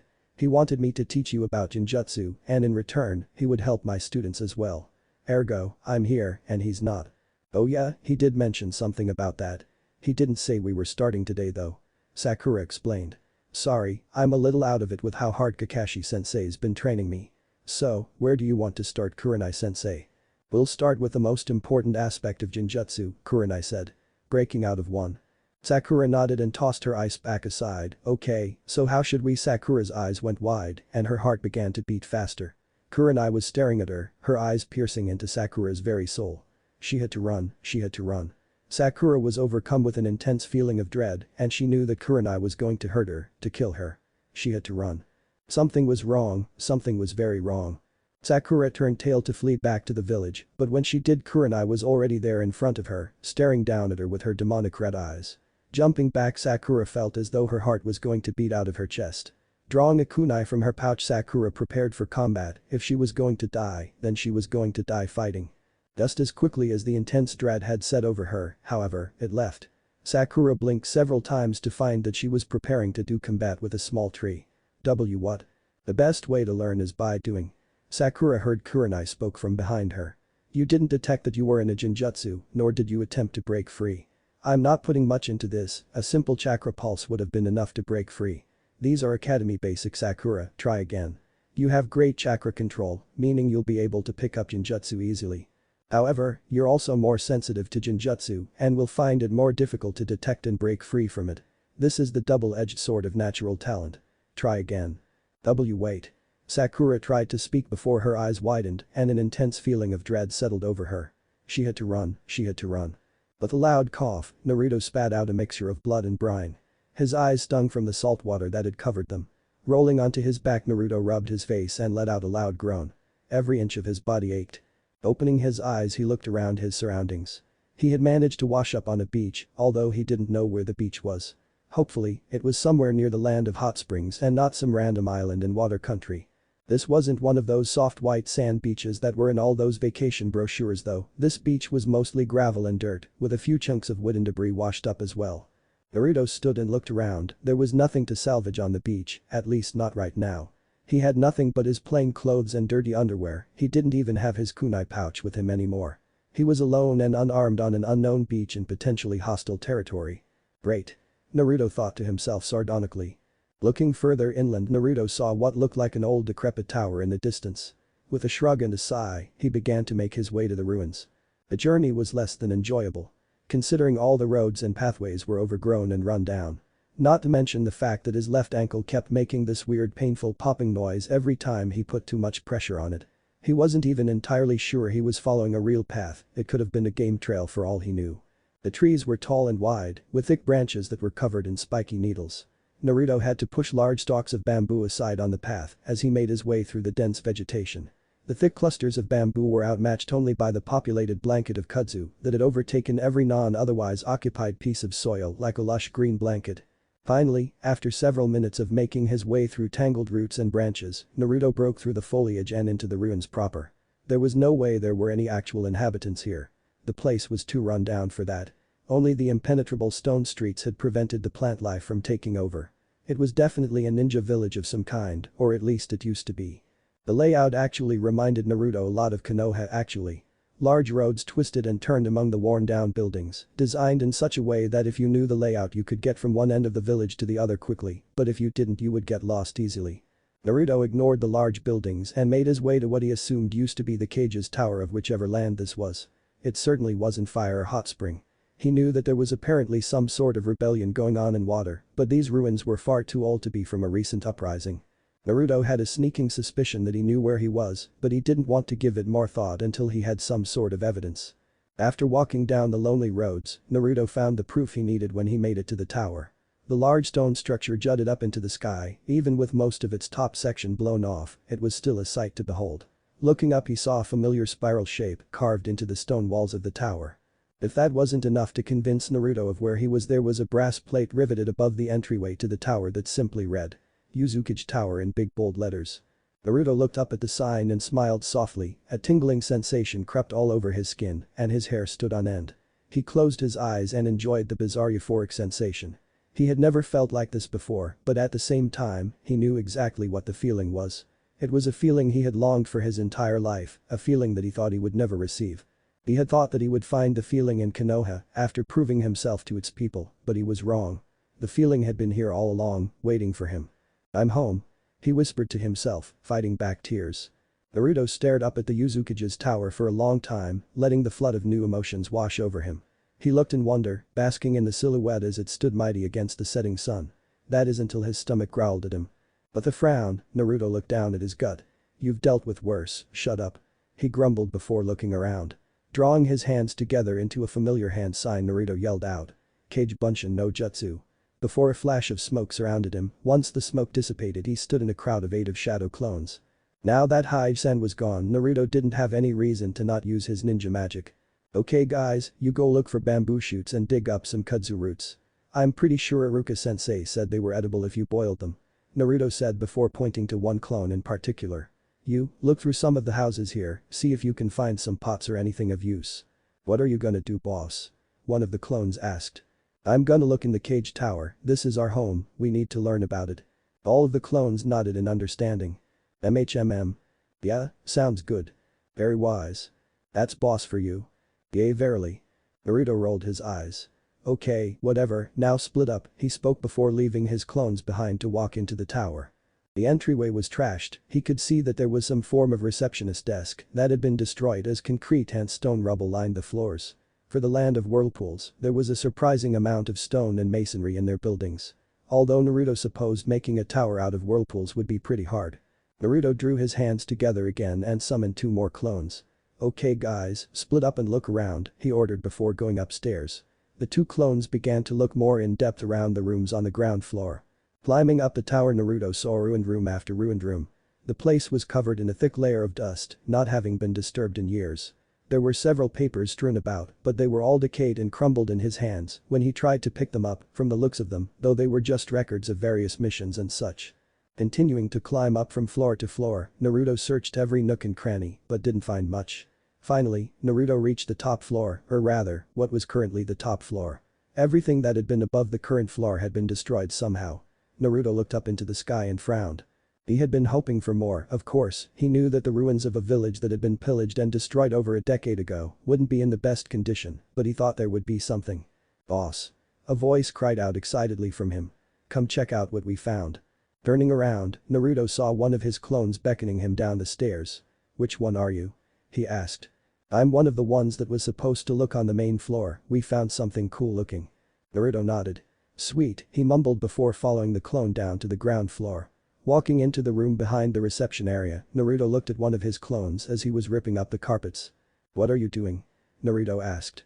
"There was a bump under the carpet so I cut it open. There's a hidden door, dude. It's probably got gold or something in there." The clone replied happily as he continued to rip up the carpet, finally revealing the entirety of the trapdoor. "Here, help me open it, it looks real heavy." Naruto walked over to his clone and looked at the door. It was a simple stone slab with metal rings inlet in two of the corners to make it easier to lift. It was laid flush with the rest of the floor. "How the hell did you find this thing?" Naruto asked the clone as he gripped one of the rings. He tripped and landed on it face first. Clone 2 interrupted with a smirk before the first could respond. "Shut up, dude. You promised you wouldn't tell." Clone 1 protested. The second clone just shrugged and laughed a little. Naruto laughed a little too, but shook his head. "Focus, guys. Here, help me with this." Clone 1 nodded before gripping the second metal ring. Looking to each other, Clone 1 and Naruto nodded as they counted down. 1, 2, 3. They grunted as they lifted the stone slab and placed it aside. Looking down, Naruto saw what looked like a bottomless pit. "Nodded," he mumbled. "Nodded." Clone 1 shouted before looking to Clone 2. "Looks like you're up." Clone 2 frowned but sighed. "Alright, fine." He grumbled before stepping up to the square pit and looking down. Without a word, he jumped down into the abyss. Naruto and Clone 1 stared down the pit for several minutes before looking back to each other. "Think he's dead?" Clone 1 asked. No, but as the boss, I volunteer you to find out," Naruto replied. Clone 1 nodded with a resigned look. "Fine, guess it's my turn too." "Hey, boss." Clone 2 shouted up from deep in the hole. "You're gonna wanna see this." Sasuke grit his teeth slightly. Orochimaru had been called away on village business again, and he was far from happy about it. The snake had given Sasuke some scrolls containing lightning and fire-based chakra manipulation techniques and told him to practice. With his eyes he could easily copy any jutsu he saw, but the efficiency he used the jutsu with was entirely dependent on his chakra control. He had always struggled to mold chakra. His thoughts drifted back to his time in Wave Country, where he had barely managed to outpace the dead last fool Naruto with a tree climbing exercise. Naruto was renowned for his terrible chakra control, but had managed to keep up with Sasuke. He didn't want to think about what that meant for his chakra control. The Karin girl was helpful, however, although he knew it was partially due to her orders that she helped him. She apparently had some sort of gift when it came to chakra molding. The loud popping sound of the light bulb in his hand exploding drew him out of his thoughts, tiny shards of glass bouncing off of his protective goggles. "Shit." He cursed loudly, having lost focus again. "You're being too rough with it, Sasuke-kun," the girl said as he threw the shattered bulb aside and onto an ever-growing pile. "Don't think of it as pushing lightning into the bulb. Pour it out into the bulb gently, let it flow naturally. Lightning and water may be considered near opposites, but they behave very similarly. They both hate being constrained or put under pressure and will flow out naturally when given the chance. Don't push, pour," she said gently. Sasuke looked at her with a glare, his sour mood only slightly lightened by her soft voice and smile. Her appearance drove something about him off, however. It was like she was a combination of Sakura and Naruto. Her hair reminded him of Sakura, but her face reminded him of Naruto. It was bizarre, to say the least. While her physical appearance reminded him of his former teammates, her personality and attitude did anything but. Naruto was brash and annoyingly loud, with Sakura behaving very similarly whenever she wasn't addressing Sasuke directly. Karin though was gentle and never brought her voice above a whisper. It almost reminded him of the Hyuga girl, except Karin was clearly more self-confident, not having a stutter and willing to look him in the eyes.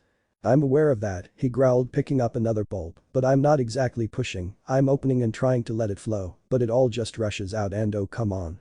He shouted as another bulb popped. He threw it so hard it hit the wall on the other side of the training room that had been designated as his personal playground.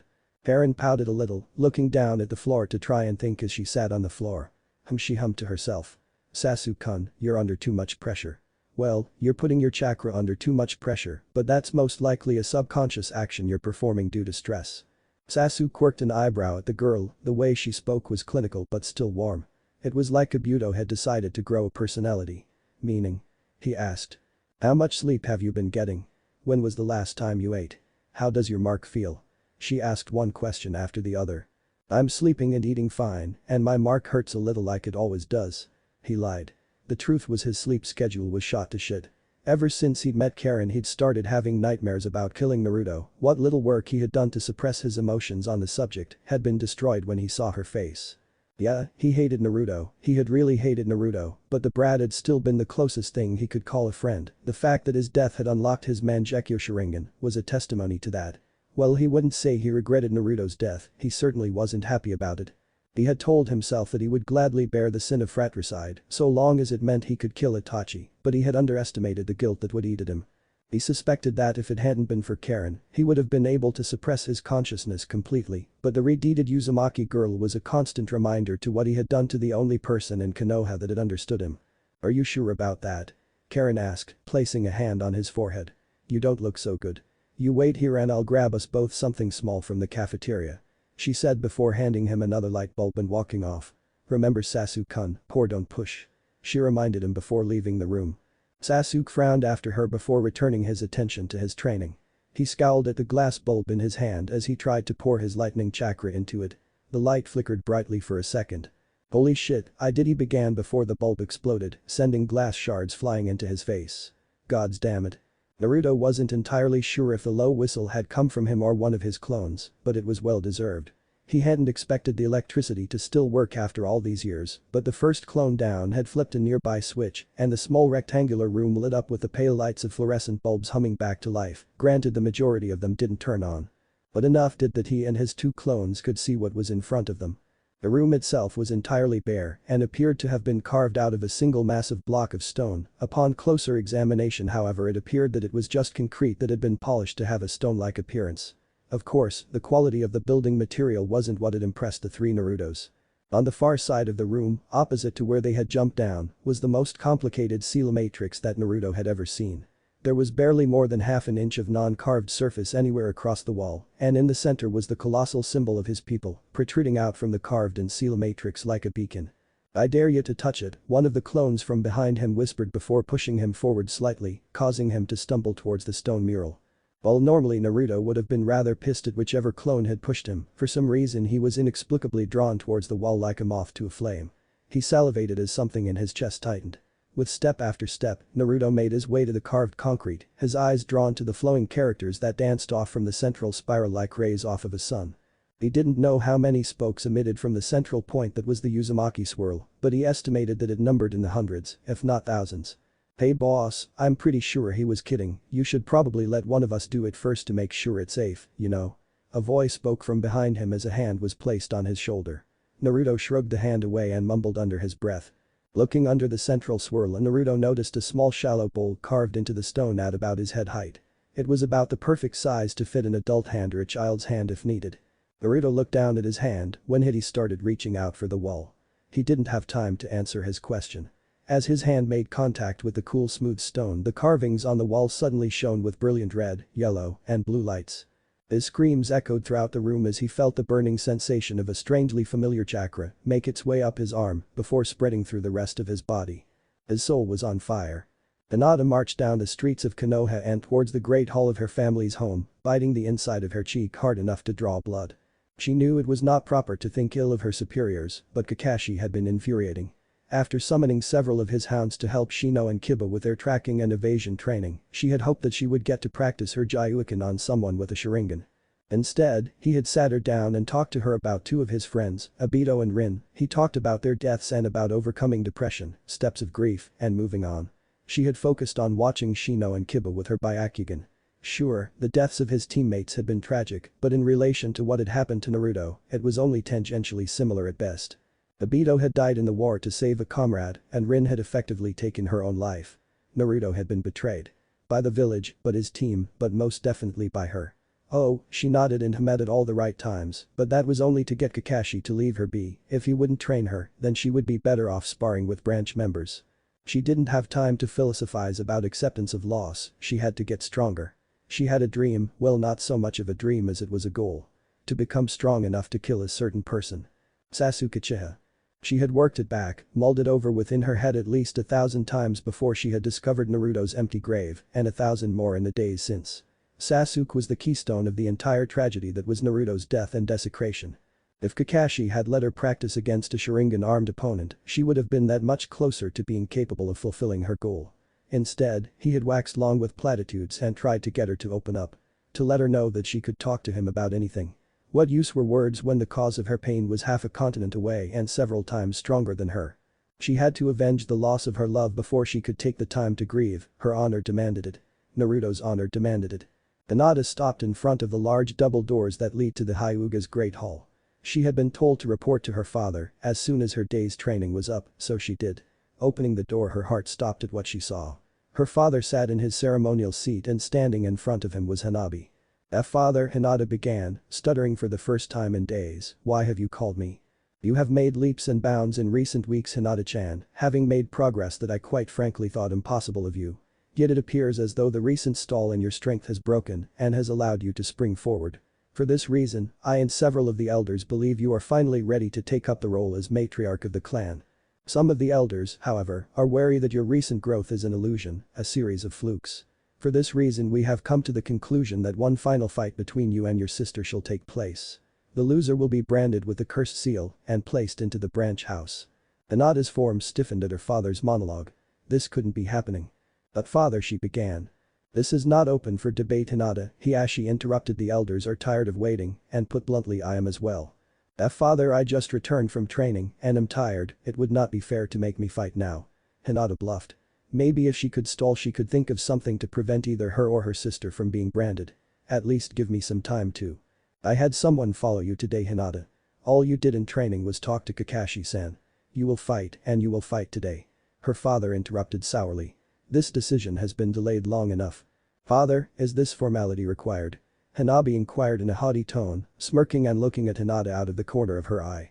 We both know that Hinata-chan is not capable of defeating me. If she's scared we should let her forfeit. Hiashi gave a subtle frown and turned to look at Hinata again. Very well, Hinata, do you choose to forfeit your birthright?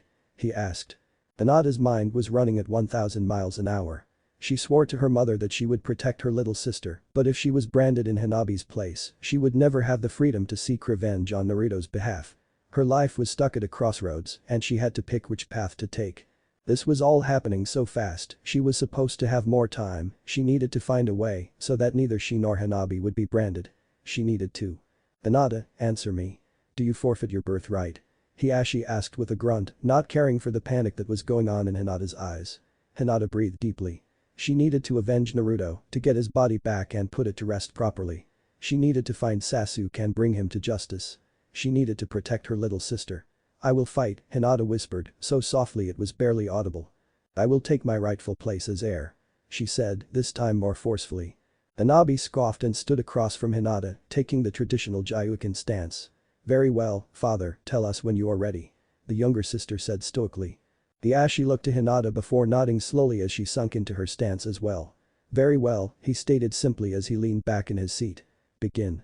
Hanabi charged forward towards her older sister with a small shout as she prepared to end the spar quickly, just as she always did. To Hinata it was as if she was moving in slow motion, tiny cold pin pricks covered her body, as though her entire body had fallen asleep. Quickly stepping to the side, Hinata took a deep breath as she saw Hanabi's strike move past her. She had decided what she must do, but she wouldn't revel in it. Gripping Hanabi's hand by the wrist, Hinata pushed her off balance before placing a single delicate Gyuukin strike at the base of Hanabi's skull. Hanabi let out a soft gasp before she fell face first onto the floor, unable to move anything below her neck. How long? Hinata's head snapped from her sister up to her father's gaze as he spoke. How long did you plan on letting the charade play? He asked simply, eyes downcast as he stared at the stunned Hanabi. The skill with which Hinata had taken care of Hanabi was obvious. True, she may be far from a master, but she was not as incompetent as she had led her father and her elders to believe all these years. As long as possible, Hinata said sadly before bowing to her father. I will be in my room if you need me, father. She whispered before standing up and walking towards the exit. It is a tradition that heirs watch their siblings be sealed so that. The sliding door shut with a loud thud, interrupting Hiashi as Hinata ran with tears in her eyes. She was crying again, she had accepted that she would still cry sometimes, but at the very least she could hide it. I see I couldn't watch either. Hiashi said softly to himself as he kneeled to place a hand on the back of Hanabi's neck, unblocking her chakra passage to allow her to move again. She shook gently on the floor. Father, there must be some mistake, this was a fluke, I can't be sealed, it is my fate to become the matriarch of our clan. It appears as though the ties of fate are more easily severed and rebound than we thought. Take your time to collect yourself, I will have our seal masters collect you in a few hours. Hanabi's prone form shot up and grabbed her father's hand. No. She interjected. Please. You can't seal me. I can't be one of them. She said the distaste for the branch family was clear in her voice. Such is our way, Hanabi, such is our culture. This is how it has been and how it always will be in our clan. He whispered as he gently pried her fingers off his wrist. As I said, take some time to collect yourself, all I can give you is a few hours. Hanabi curled into a ball on the floor as the last shards of her perception of the world shattered into dust. Naruto sat on top of the head of the fourth Hokage, eating an ice cream cone with Sakura by his side. He couldn't remember how he got here, but that wasn't a big deal, was it? Whatcha thinking about, cutie? Sakura asked with a giggle before she kissed his cheek. Your mom and dad said you didn't have to go back home until tonight, it's not like you to worry over nothing. Especially when you've finally saved up enough money to take me out on a date, she giggled again, punching his arm playfully and taking a bite of her ice cream. Naruto's mouth opened and words came of their own volition. I'm just wondering what Sasuke's doing. He answered, the words echoing in his head as they came. Sakura's face turned into a scowl and she made a bless sound. That jerk. Listen, Naruto-kun, just because his score was just under yours after we graduated the academy doesn't mean you need to worry about him. He clearly wants to be your best friend or something, but he's too angsty to admit it. He looks up to you, he's not a threat or anything. Naruto shook his head, an action that felt like he was moving through syrup. No, I hope he's okay. He's all alone, you know. A lot of girls like him, but he doesn't really have anyone to talk to. Ever since we got put on a team with him, I've been worried about him. Worried about him? Sakura asked, resting her head on Naruto's shoulder. He'll be fine, Naruto-kun, Kakashi-sensei helps him with a ton of stuff and we have time to practice together while they do. It's perfect, really. I know. Naruto began, resting his head on top of Sakura's. Mom and dad say I worry too much, that everything's fine, but there are no missions for us with how calm everything's been and I get a little pent up sometimes. I'm sorry if I made you worry, I just need to do some training to clear my head. Isn't too much peace a good thing? Sakura asked, letting out a yawn as her finished ice cream fell out of her hands. Heh, yeah, I guess it is, Naruto replied. What the fuck is going on? Clone 1 asked quickly as Naruto began to scream. He tried to reach out to grab Naruto, but was instantly blasted back by some kind of chakra pulse. It was a minor miracle that he hadn't popped right then and there. How should I know? You're the one that told him to touch it. Clone 2 responded angrily before running to the back of the room. I'm getting more clones for help, try to do something. He shouted before jumping back up the access hatch. Naruto sobbed as he held Sasuke's dead body in his arms. I'm sorry. I didn't mean for it to end like this. I just wanted to bring you home. He shouted into his corpse as the rain poured over the both of them. Suddenly he felt a hand on his shoulder, looking up he saw the single sad eye of his sensei. Hey Kakashi-sensei. You can heal him, right? It's not too late, right? See, can we still save him? Naruto asked, almost begged as he turned to grip at Kakashi's wet vest. I'm sorry, Naruto, I thought I could course correct Sasuke, but it looks like I was wrong. I'm sorry I'm late again, but you did the right thing, we couldn't allow Sasuke to get into Orochimaru's hands. Kakashi said as he moved past Naruto and scooped Sasuke off of the ground. Come with me, you need to get looked at, that's a nasty wound on your shoulder. He was aiming for my chest, I just deflected and Naruto started standing up before immediately falling back down onto the wet stone-covered ground. Everything was upside down and inside out. His head was folding in on itself. There was and wasn't. This wasn't it, was it? Or maybe the other it wasn't it and this was the it that. Clone 2 ran through the desolate streets of Uzushiogakure yelling at the top of his lungs. Emergency at the tower. Emergency at the tower. Everyone get off your ass and get back to Naruto. Several of the clones that had been tasked with gathering roots panicked for a moment before quickly dropping what they had collected and made their way towards the Uzukage tower. Hey, I'm Naruto and when I grow up, I'm gonna be Hokage. What's your name? Naruto asked with a broad grin as he scratched the back of his head nervously. Hinata. The shy girl in front of him asked. She was really pretty, almost as pretty as Sakura-chan. Hi Hinata. I'm sorry those kids were bullying you, my dad said that bullies are bad guys and it's okay if I beat them up. He said my mom used to beat up bullies when she was alive. I want to be just like my mom and beat up bullies and help cute people like you. Naruto announced. Why you think I'm cute? Hinata asked demurely. Oh really? Uh-oh. I'm sorry. I didn't mean to come off as a pervert or something. Dad always says to treat ladies nice and not be a pervert like his sensei is. I did mean it though, you're real pretty, but I promise I only mean it in a nice way. Naruto spoke, even more nervously than before. And no. I'm not mad. Hinata gasped, standing up and looking at the small rabble of bullies that Naruto had beat up to protect her. Thank you look nice too, and you're very brave. What did you say your name was again? Naruto. Naruto Namikaze. Hinata's eyes widened and she berated herself for being so dense. It was the Hokage's son.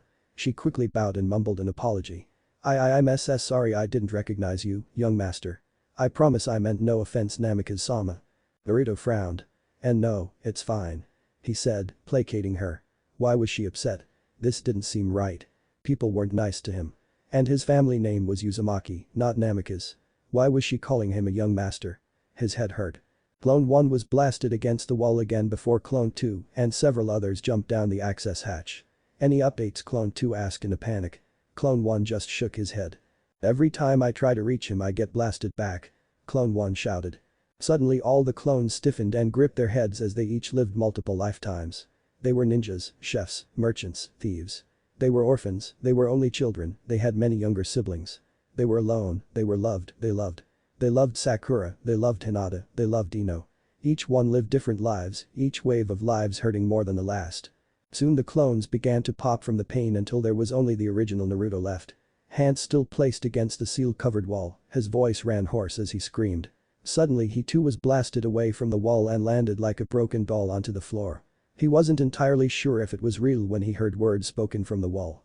There are many fates for you Uzukage-sama. Choose wisely. The seal-covered wall let out the loud groan of stone grinding on stone as it slowly opened up, receding into the sides of the wall to reveal a massive library full of tomes and books in mint condition. Naruto merely looked at the opening and blinked slowly. Great, he slurred. How am I supposed to deal with all this shit? Naruto wasn't entirely sure how long he laid on the cold concrete floor of what was a vault or library of some kind. His head ached as visions of different lives continued to flood his memories. Memories that weren't his, yet definitely were. He had never had a family, but he remembered the pride that burned in his heart when his son had become an official genin. He was a virgin, but he remembered the joy he felt on he and Sakura's wedding night when they consummated their love. He also knew the shame of falling prey to some less than consensual interactions. Some good, some bad, different lives, and different memories swam through Naruto's head for so long that it hurt. There didn't appear to be any connecting theme among them. Other than that he had to do something he didn't know what, but something. He had to save Sasuke, or kill Sasuke, or marry Hinata, or a million different things. The waves of pain behind his eyes started to ebb as the memories began to fade. They were simply memories of memories now. With a concerted effort, Naruto sat up off of the stone floor and popped his back. With no windows or clocks in the stone vault, it was impossible for him to tell how long he had spent getting mind-fucked by the seals on the wall. Drawing his fingers together in a cross he summoned 2 more clones. Oh, dude. One of the clones grunted, holding its head and squeezing its eyes shut. Can't we just take a nap? Everything hurts. No, Naruto answered back with a short grunt. We still need food and you just volunteered to go up and gather all those roots and shoots the other clones dropped. The clone let out a long groan before he turned away and made his way back to the surface. Great, and what do you want me for? The other asked, although he already knew the answer. You are going to touch everything before I do, Naruto replied. He wasn't in the mood to humor his clones right now. I don't want a repeat of what happened this morning yesterday morning. The clone sighed. Do you want to talk about? He paused. Some of those memories had been traumatic. No, Naruto answered directly and simply. He wasn't physically or emotionally ready to talk about what just happened. Maybe later, but certainly not now. He would rather explore to try and take his mind off of things. The clone nodded before walking into the vast library that had been unlocked. Well, I guess we can start with this. The clone mumbled as he approached what appeared to be a pedestal in the center of the large square entryway. On top of the pedestal was a large sheet of what looked like leather parchment. The clone picked the parchment up and looked at the front and back. It appeared to have been written by being burned into rather than inked. Well, I haven't exploded yet, so I'm assuming it's okay for you to read this. I'm gonna go start poking things.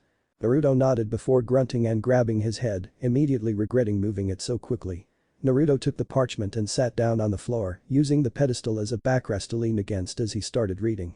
Whatever this was, it was large, pretty, and in the middle of the room, so that meant that it must be important. I don't know what the hell you did, Kakashi, but Hinata defeating her little sister in ritualistic combat and being pronounced the rightful head of the Hyuga clan isn't exactly the de-escalation of emotions I had been hoping for when you said you would talk to her while I trained Sakura. Kurenai yelled at her technically senior officer behind the Jounin lounge. They had to scare away some Chunin that usually smoked back there to get some privacy, but Kurenai couldn't wait. When she had heard that Hinata had been declared matriarch and would officially take the mantle within days, she had gone on a warpath. I didn't have anything to do with that and you know it. Kakashi said calmly but seriously in response. If we had never swapped teams, this exact scenario would have played out all the same. Hiashi's motivations are as cryptic to me as they are to you. Hinata had years before she would be required to take up the role as matriarch, but Hiashi is pushing the process early for some reason. There's no way I could have predicted that. Kakashi's voice rose slightly as he continued, offended that Kurenai thought he had something to do with Hinata's less than ideal situation. Kurenai took a deep breath and pointed a finger at Kakashi before letting out a grunt and sliding her back down the wall and falling into a squatting position. What do I do, Kakashi? She asked sincerely, all the rage in her voice having vanished in an instant. This is my first Genin team and I already have enough on my plate with trying to get them properly trained without worrying about politics and a very much emotionally scarred clan matriarch. She covered her face with her hands and let out another long sigh. That sounds like a cakewalk, Kakashi said with a dry smile under his mask as he stepped in front of Kurenai and looked down at her. My first Genin went rogue, killed the second, and now I'm scrambling to find a way to keep the third from spiraling into despair or getting herself killed without backup. It's enough stress to drive anyone mad. I recommend a hobby. Have you tried porn? Kurenai couldn't help but laugh at the sorry state they were both in. Taking her head out of her hand, she looked up at Kakashi with a grateful smile. Even with the shit hitting the fan on an almost daily basis, he still managed to make a joke. At least she thought he was joking. Whoa. A passerby half screamed from down the alley. I didn't see anything. I swear. He shouted before bolting away. Kurenai's face grew bright red, realizing what assumption the man had made.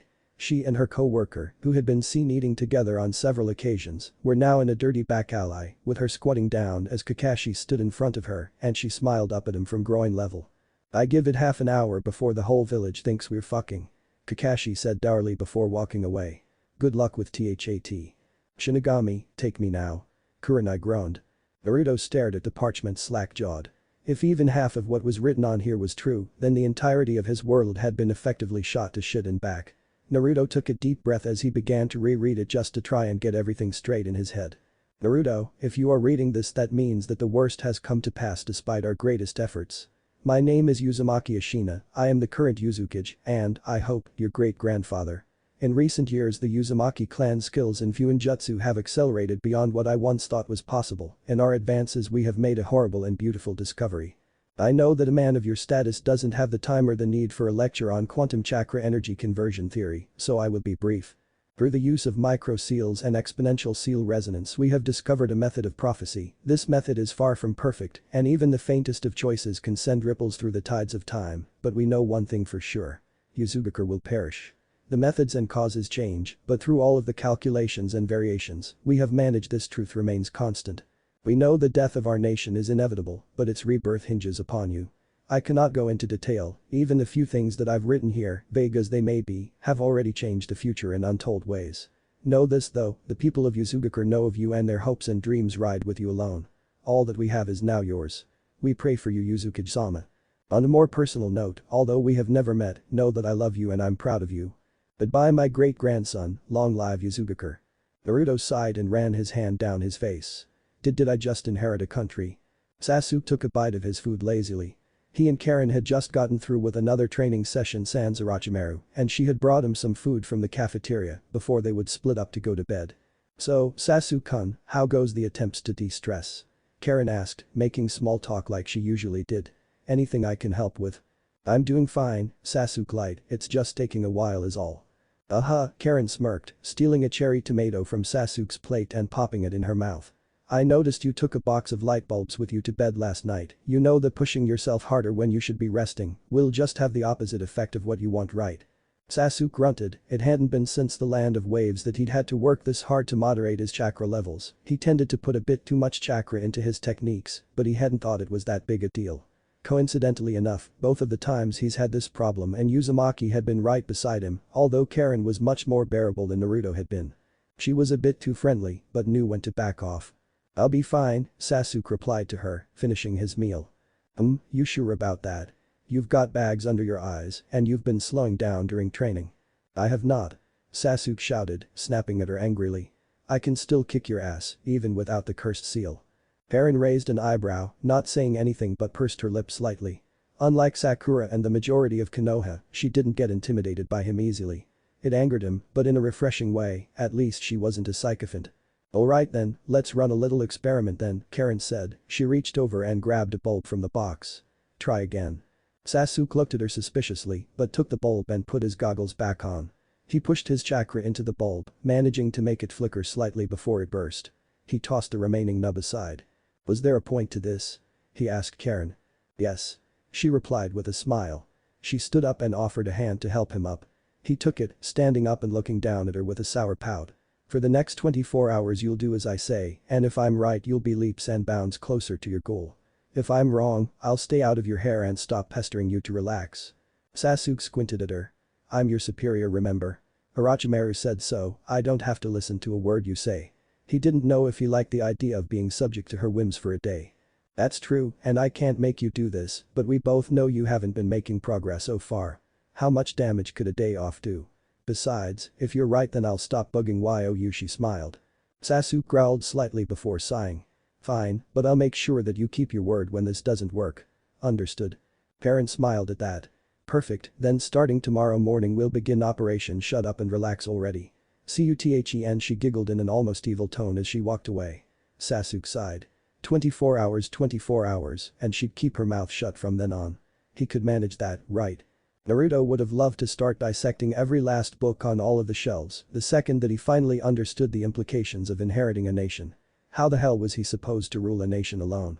How the hell was he supposed to rule a nation at all? The parchment referred to him as Uzukage-sama and said that he was a man of high status that must know about quantum whatever the crap, but he didn't understand seals at all. Was this really meant for him? It had his name, but maybe Naruto was a common name before their country got blown up or whatever. As Naruto rested his head in his hands and contemplated the sharp left turn that his life had taken for the 25th time in less than a month, his stomach growled violently. He was filled with the recollection that he hadn't eaten since that bowl of rice from nearly 2 days ago.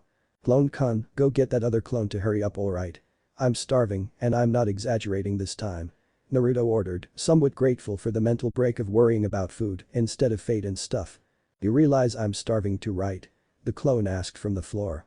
It had taken a relaxed laying position after it finished touching everything in the vault. "Can't we just wait for him? You realize that you're not technically alive, right? I can poof you out of existence and create a more obedient clone," Naruto threatened. "Yeah, but we both know you'd feel like an asshole if you did that," the clone sighed as it got up. "But I'll go get him anyway. Not because you told me to, but because I feel like it." "Whatever." Naruto groaned as his stomach rumbled again. "Look for something to drink while you're at it." "Look for something to drink while you're at it," the clone mumbled in a mocking tone. "We sound the same, numbnuts," Naruto yelled out as the clone climbed back up to the Uzukage's tower. Hinata hugged her knees as she sat on her new bed. She wasn't Hinata-chan or even Hinata-hime anymore.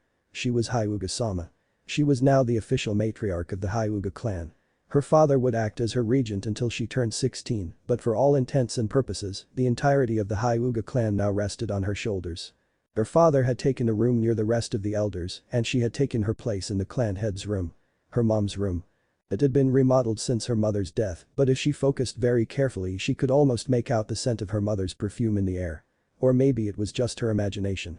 Maybe she wanted to pretend that she could still feel an inkling of a presence of her mother, something, anything to help tie her back to when life had been simpler. Back to when she could hide in her mother's hair when the house made scary noises at night. Back to when she could fall asleep in her mother's arms only to magically wake up in her own bed. Back to when all she had to worry about was that cute blonde boy at school that made her tummy fill with butterflies. Hinata looked over at the clock, it was 8 a.m. She was supposed to be meeting with Kakashi-sensei and her team right now. She wiped her face free of tears and she got off of the bed to quickly get ready. She hadn't gotten any sleep last night, but she would survive. She had to, she still had her dreams to fulfill. Kill Sasuke. Avenge Naruto. Protect Hanabi. And the only way to do that was to get stronger. Stronger than Shino and Kiba, stronger than Sasuke, stronger than Hinata Haim. She wasn't a princess anymore, she was a queen. A queen whose king had been betrayed. She was a queen with a full house and she didn't plan on folding anytime soon. Hinata finished getting ready and started to make her way to meet Kakashi sensei. She needed practice fighting against an opponent with a Sharingan.